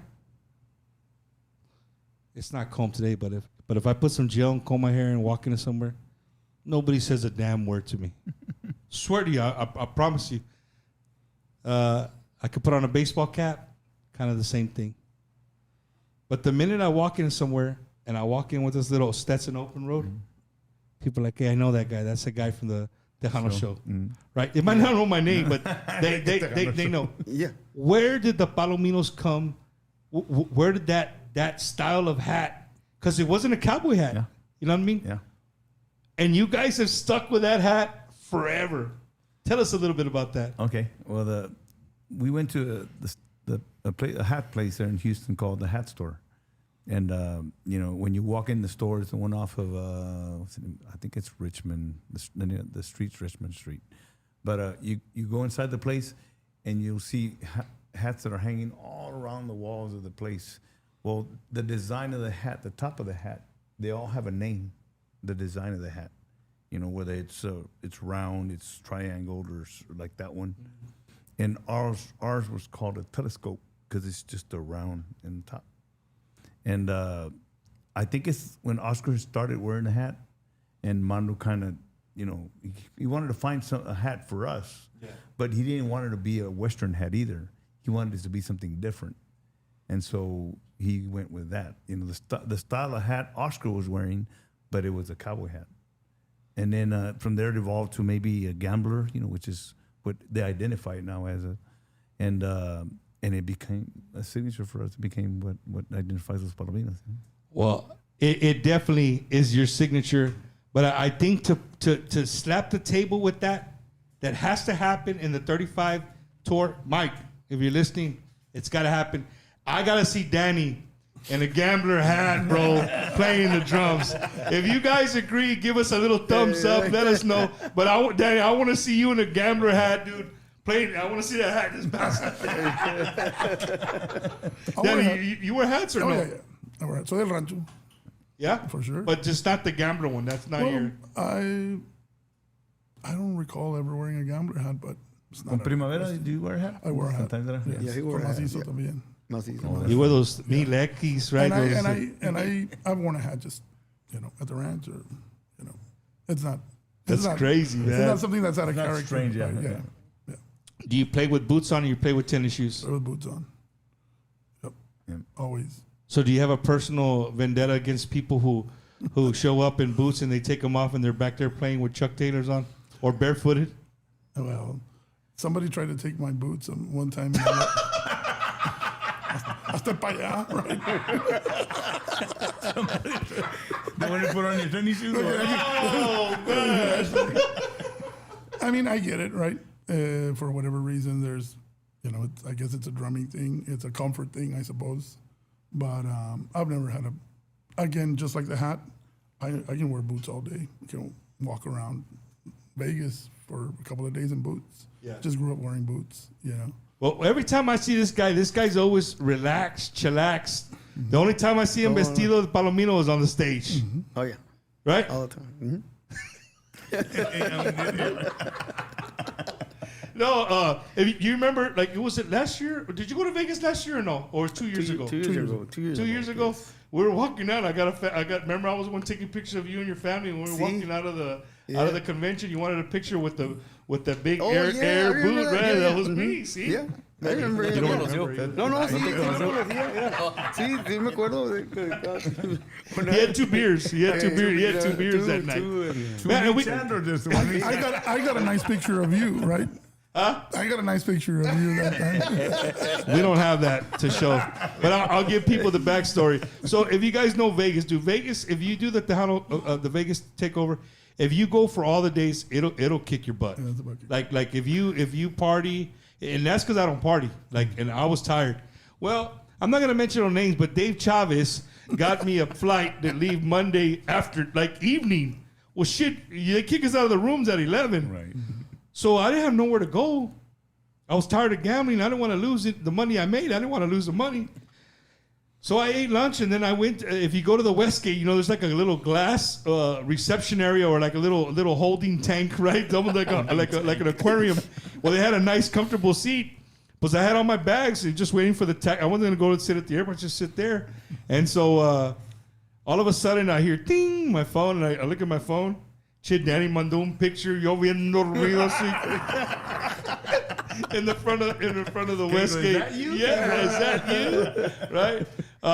But I'm looking forward to Vegas. I'm looking forward to people to see Los Palominos live, celebrating 35 years. Vegas just brings a different vibe, man. That stage that they built for the Grand Baile that allows you to. Sure. So are you gonna walk the? They do that thing or no? No, I don't think so. I don't know. We don't have no wireless. We don't use wireless, so we don't use wireless. Dave, how am I gonna sing? can we get him an extra long cord that goes all the way to the front? We're old school. We wear boots and have wires. So, so y'all never been a wireless? I y'all rather? never have. I remember we used to do wireless back in the '90s, and again, I know wireless have gone a long ways, from the '90s, but man, we used to always have problems with interference and stuff like that. So nothing works better than just an old school cord, right? Yep, exactly. You see, Eddie, we don't have to be wireless. No, but I'm just messing with you, man. Tonight for me, it's been amazing, man. It's been an amazing ride for the show, and I saw a lot of the comments. A lot of people were like, "Man, we have Los Palominos." You know what I mean? Like never in a million years did I ever think we would land Los Palominos on the show. But the fact that you guys gave up a Wednesday before a long weekend for you guys says a lot about who you guys are. Again, I think it's part of what we do. Like I said, I remember growing up. My dad. We remember telling my dad we want to be musicians, and he said, it's a pretty demanding career. I don't think we ever realized how demanding it is. But we've done it for 35 years. And so it's just part of what we do. I think it's not something that we do every day, do a show in the middle of the week or whatever. But, it's when you have to do something, you got to do it. It's like I feel that, for one thing, like you said, your show has been around for 6 years now. It's become a pretty important part of what we do in our industry, in our Tejano industry, our regional Mexican industry. And we got to support, just like everybody else. And we just got to hope that we can all keep on growing and keep on, giving them this music that people really like. Definitely, man. And speaking of music, because you guys are not off the chain, you're not clearly out of the water yet. But we did our sponsors. I want to give a big thank you to Fernando for again allowing us to use Musica Records, another home away from home from Bumpers Wacky Wednesday. He opens the door to us. Man, I'm not even gonna say what we got today, Eddie, but we got a nice gift today, Eddie. It was very tiny and metal, but it meant a lot to me, right? So if you guys check it out right here, Pollos Asado. Can we hold it up, Eddie, or it's on a spinning thing, right? Can you bring up you have it on there or no? No? All right. So if you guys I hate saying another restaurant name, but a lot of people know. There it is. Pollos Asado, carne asada, hamburgers, Pollos Asados Le Rey. It's on Bassie and West Avenue, right? If you know where Taquitos West are, overrated. Shh, don't tell them I said that. Right? Taquitos West, come about a block more. Un poquito más para acá. Un poquito más para acá. Bassie and West Avenue. Dude, I'm telling you right now, you could take home a whole pollo, arroz, frijoles, tortillas, todo el pedo. You'll make your wife happy. She doesn't have to cook. You come pick up the bolsita, take it home. Boy, they have everything. They have sausage, rib eyes, ¿qué más, Eddie? Hamburgers. We just had some taco norteño. Pinche carne asada, tortilla de harina, guacamole, pico de gallo, cheese, guacamole. This shit was good, bro. I'll tell you later how good it was. No, don't think it is. Don't think it is. But come check them out. Show them some love. Let them know Bumper sent you.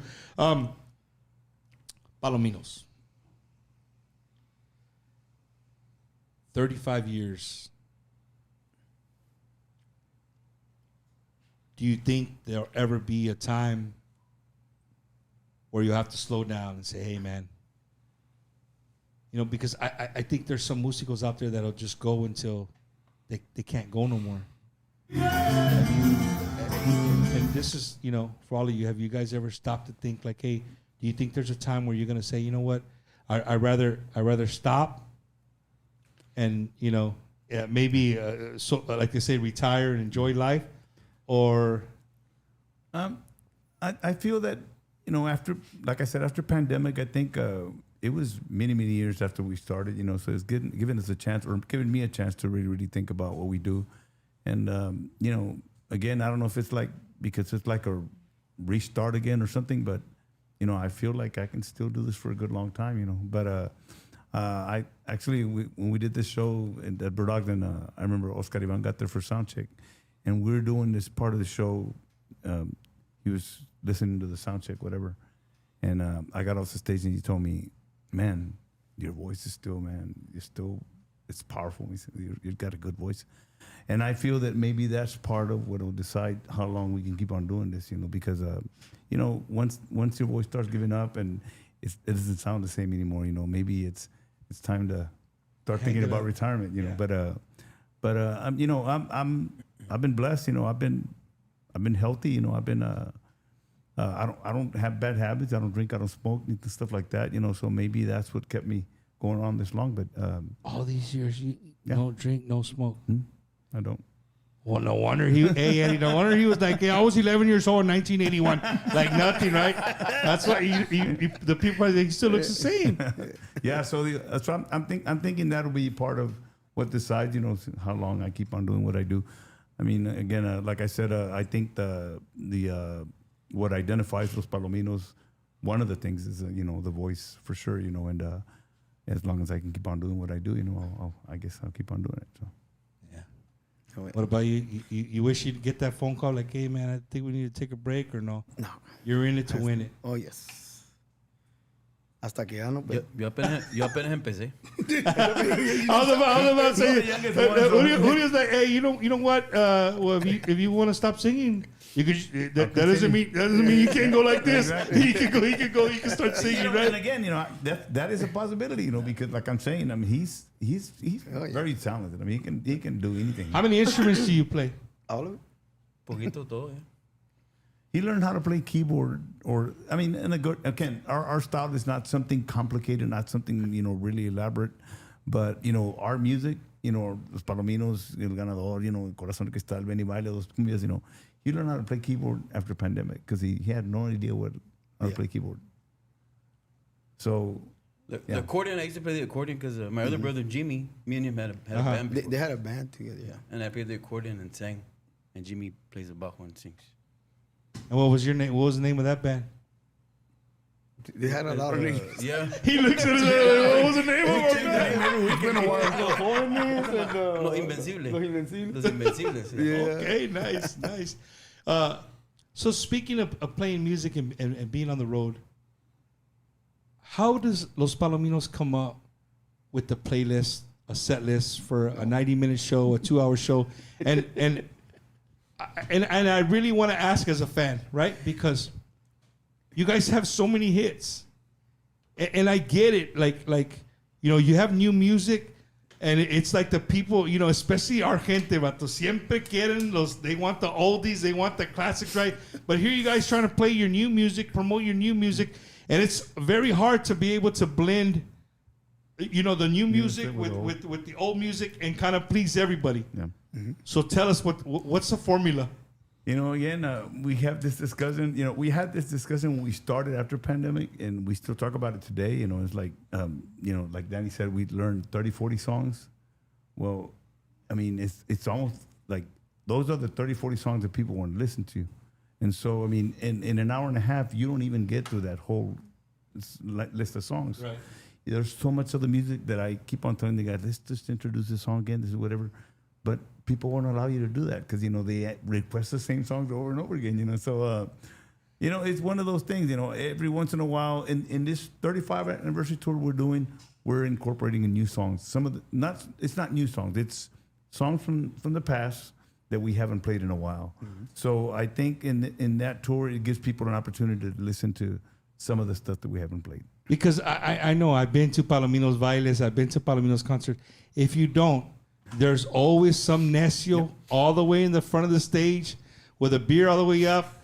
Y a huevo está ahí yelling the same song over. And here you are just trying to kind of ignore him and play and keep going with the rest of the crowd. Y el vato siempre está ahí. Acaba el baile y todavía Still screaming. Ahora they have the phones, the big old words, the And you know what? That being said, I think every band is different, right? How they go about those kinds of things. Palominos is one of the bands that doesn't have a set list every night. We'll part of the, what would you say, ritual of before we go on stage is deciding what song we're going to start with. James decides what song we're going to start with, but then after that first song, you don't know what we're going to play. We don't know what we're playing next. It's different, Every place is different, right? And this new show, the 35th anniversary shows, because there's a bit of a timeline. It's part of the special part of this show. You know, that the show runs the timeline of the Palominos' career. So here James had the job of picking songs from the whole career. That's why he mentions we're playing some songs that we don't get to play in a long time, right? So it's really cool. And do you with the anniversary show, do you do them in chronological order, or you kind of you kind of mix it around? We tried, but when we had the special guests like Austin then come in, you know, you got to time that right also. You can't put them out on the first song. So we had to kind of move around. After that, it kind of threw it off a little bit, but yeah. That's cool, man. Well, I'm looking forward. I've seen y'all perform, but I'm looking forward to watching the 35-year anniversary show. You know, in Vegas, it's gonna be super special. But I want to let the people know one thing before we have one more game before we call it a night. I saw something that these guys did that probably blew by everybody that was there, but it didn't blow by me. You know, a month ago or so, I got invited by Danny to host an event special to him, a project that he had put together because, you know, he comes from Laredo. He comes from, you know, his bread and butter, of course, is old school conjunto music, the compás, just a 4-piece, you know what I mean? And he put, you know, the Texas Heritage, right? Recordings, yeah. Yeah. And he put it together. He talked to me. He's like, hey, Bump, can you come out and host this event? We're going to be doing it at Jaime's place, whatever. I never said one time, hey, Danny, how much is it paid? None of that, bro. Just I could hear in his voice how excited he was about putting this together. And this is something that we had talked about at a nightclub. I mean, probably 7-8 months ago. And he's like, I'm thinking about it. He started naming the people, and I was like, wow, man, that would be awesome because I'm a fan, right? But where I'm going with this, man, is that I saw something that night. The fact that all of your bandmates and their wives all showed up to support what you were doing in your project on their time. And they were there from beginning to the end, man. You know, people could say this, that, or whatever, que, hey, you know, artistas se crean, you know, ya después that. No, bro. I saw it with my own eyes. These dudes showed up. They showed up for Danny. They sat right there next to the stage. They enjoyed all the music just like the rest of us did. And that said a lot to me about who you guys are as people. You know? But again, we're also fans of the music, you know. I mean, that's the stuff we started with. Well, yeah. We grew up, and my dad was all about conjunto. You know, we started with Don La Rosa, Los Gilbertos, you know, stuff like that. You know, and then eventually, you know, it evolved to, you know, listen to some música norteña also. And then, you know, the Tejano, you know, like La Mafia, Maz, you know, all these groups. And so that, it's all that put together that creates the sound of Los Palominos, you know. So that's why, you know, when Danny told us about this project, you know, he started working on it, you know, and we were excited for him, you know, because he's really showing who he is, where he comes from, you know, and supports the music, you know. And in the same way, you know, we want to show him that we support it ourselves because it's also been a big part of what we do, you know. So. Well, yeah, there's something I want to say. That was a project that I had, the idea for it started, again, during COVID. So it was before the Palominos, it came together. And then I started playing with Palominos and got put to the back, right? Other things happened where then it developed, but it wouldn't have happened without the support of these guys. There's just no way. One of the first people I told about it was James, and you know, I still remember what James said. He said, you know, you need to do it. You're probably one of the only people who can put this together and bring these people together. When I heard that support from these guys, it's like, I have to do it, right? I thought about maybe mentioning it today or not mentioning it, but on the way here, I figured, you know, it's a good idea to talk about it because there's stuff out there, right? The videos, the promo videos, behind the scenes videos, and somebody's always going to say, ya no está con los Palominos, ya se salió, o porque está toca, why in the video is he playing with somebody? La gente le encanta chisme, right? Right, so it's like Chisme sells, Daddy. Chisme sells. So, and you do see those comments, right? Is he still with the band? Is he not? I think it's a good idea to bring it up now here, where everybody knows that actually Palominos are what make this possible. If I wasn't doing this with these guys who support me, then there's no way I could do a side project, and that's just how it works, right? So I'm super grateful that, again, the support is there for that and a lot of other things, you know. So really cool, right? It was good, man. As a fan of music, when you see Los Palominos walk in, and not just by themselves, they brought their families, right? They brought their wives, sit down and have a good time and enjoy the music. For me as a fan, being the host, that it was cool, man. It was really, really, really cool to see. I have one more game before we say our good nights, and you guys are we're breaking records here. So you guys are here. So and Eddie put a lot of time into this, man. I think it's pretty funny. It's like 60 seconds, right? It's called 60 seconds rapid fire, right, Eddie? Rapid fire. I think Is that what it's called? Rapid fire. Fire. I just gotta find it, right? Next time I'll have it on a card and be like Bob Barker. Have it. Barker. Yeah. Back in the 70s. Back in the 70s, dog, right? So these are going to be quick, and you guys, it's for all of you, right? And you guys can go back and watch it. Man, did I say that? Yes, you did, right? So it's basically one or the other, right? We just kind of haul ass, one or the other, and you let people know which one it is. Y'all ready? Hey, para que sepas, trabaja LASIK. Acá. No trabaja acá. Trabaja acá. All right, here we go. 60 seconds rapid fire with Los Palominos right here on Bumpers Wacky Wednesday. Coffee or energy drinks? Coffee.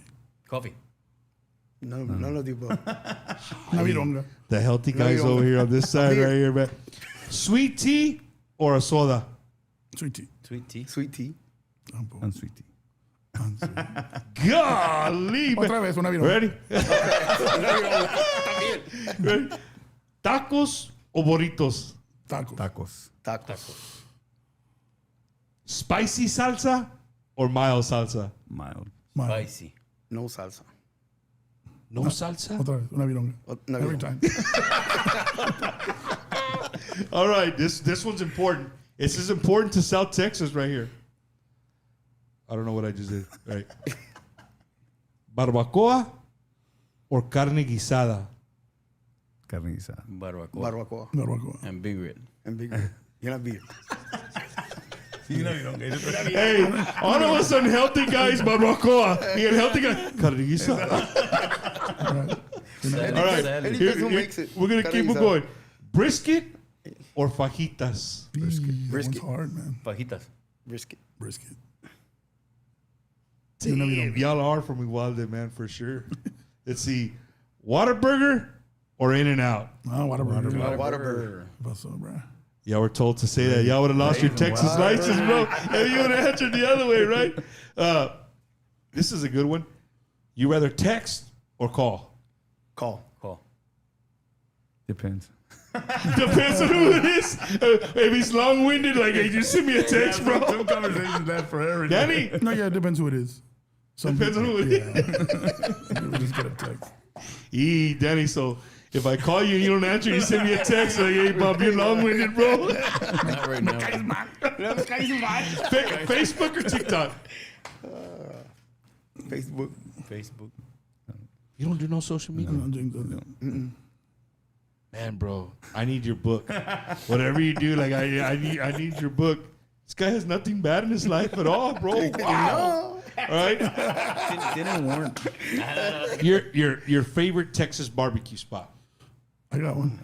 Heavy's in Hondo. I'm gonna say Davila's in Seguin. Barbecue? Barbecue spot. Evans in Uvalde. Yeah, Evans in Uvalde. In Uvalde, Evans. Everett's. I got on free platos ahí. No. You're sponsored by it. It's right in front of. It's right in front of the mural. Comiendo rib, man. I look good. Across the street. Oh my goodness! All right. Okay. Your favorite city to perform? Oh, that's a hard one. It's tough. City. City. No. A lot of cities. There's a lot. Hey, there's a lot. We don't want to go to the... All right. And this was an actual question. It wasn't part of the rapid fire, but I would really like an answer from each one of y'all. Your favorite Palomino song to play live? Aposté a ganar. Aposté a ganar. Aposté a ganar. Man, it changes, right? Sometimes I have a favorite. The new one that we just recorded is going to be a favorite soon. But overall, I would have to say Ven y Baila. Ay, that's a good one too. I'm going to pick Corazón de Cristal. Wow. If I had to write on a paper, like, what are they going to say? I think I would have got two. I would have got two out of the four, right? Wow. That's awesome, man. Let's see. Two more. George Strait concert or a Dallas Cowboy game? Cowboy game. George Strait concert. That's tough. Cowboy game. Sí, vato es.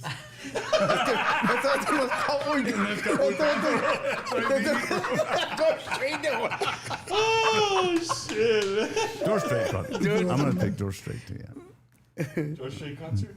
Yeah. Wow. George Strait. And my last question, from the heart. Would you rather be rich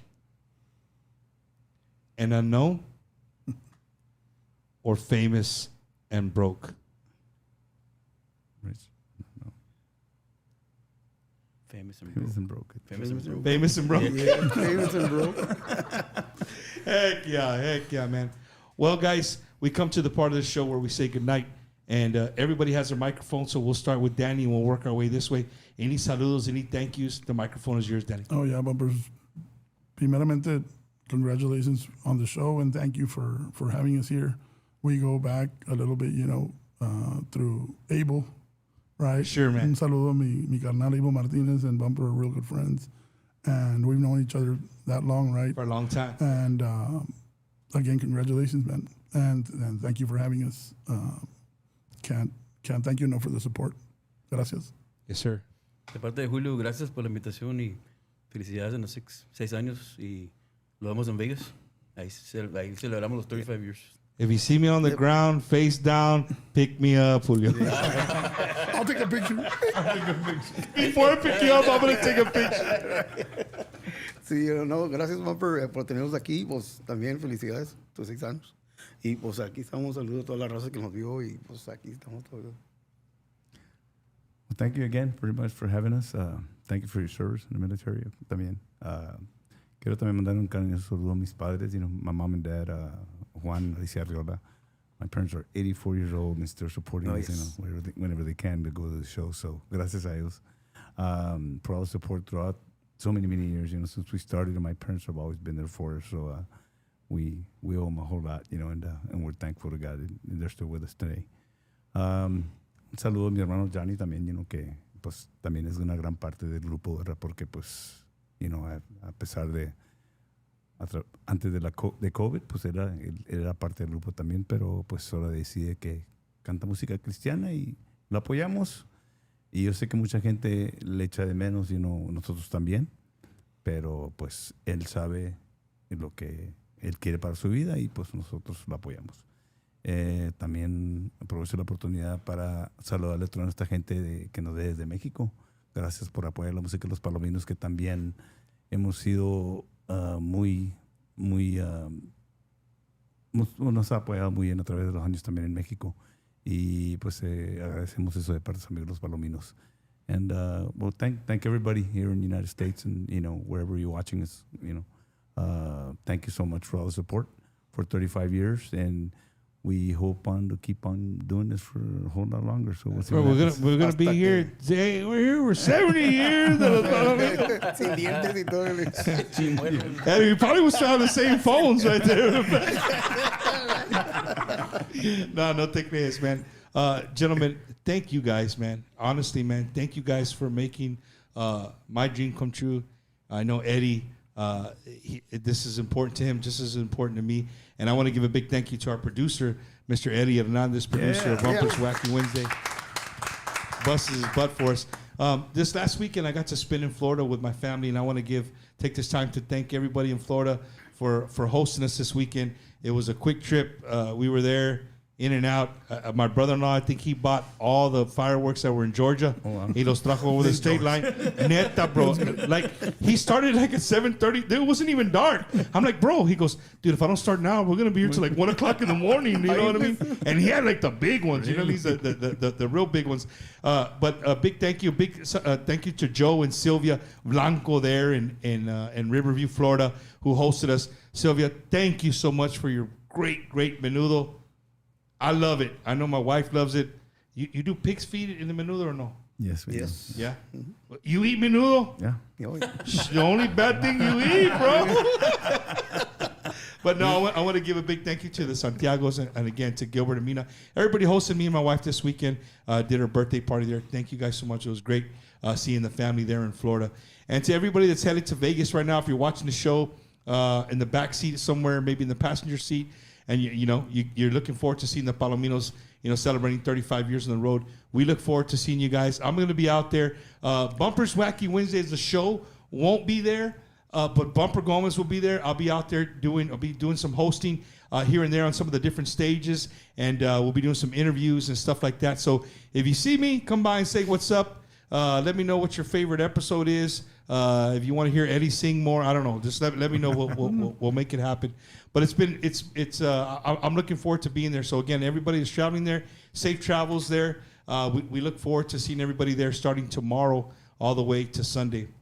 Gentlemen, gracias, man. I hope that we can definitely do this once again. Where our list has gotten really. We got the Palominos, and me and Eddie. He doesn't remember, but we started with a list. And I still have the list. It's in my little cajon. I'm not gonna tell you where, Eddie. But we had a bunch of artists that we had never interviewed, right? And we just sat there and we kind of just wrote down the names. And every time that we get one of those ones, we scratch it out.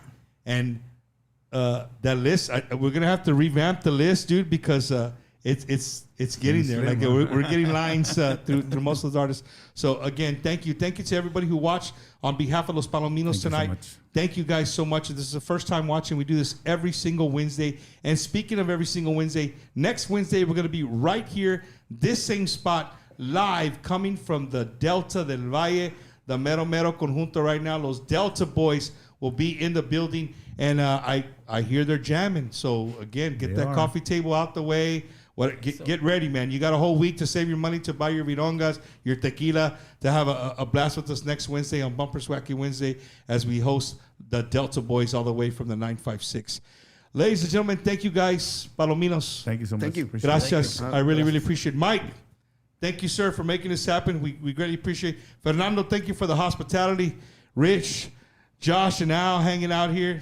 They were going to spin, but he didn't bring his... He didn't bring his board, so we'll try. We'll do it next time. He told me he was bringing his board. He's going to show you this Palominos mix he made, pero ni modo.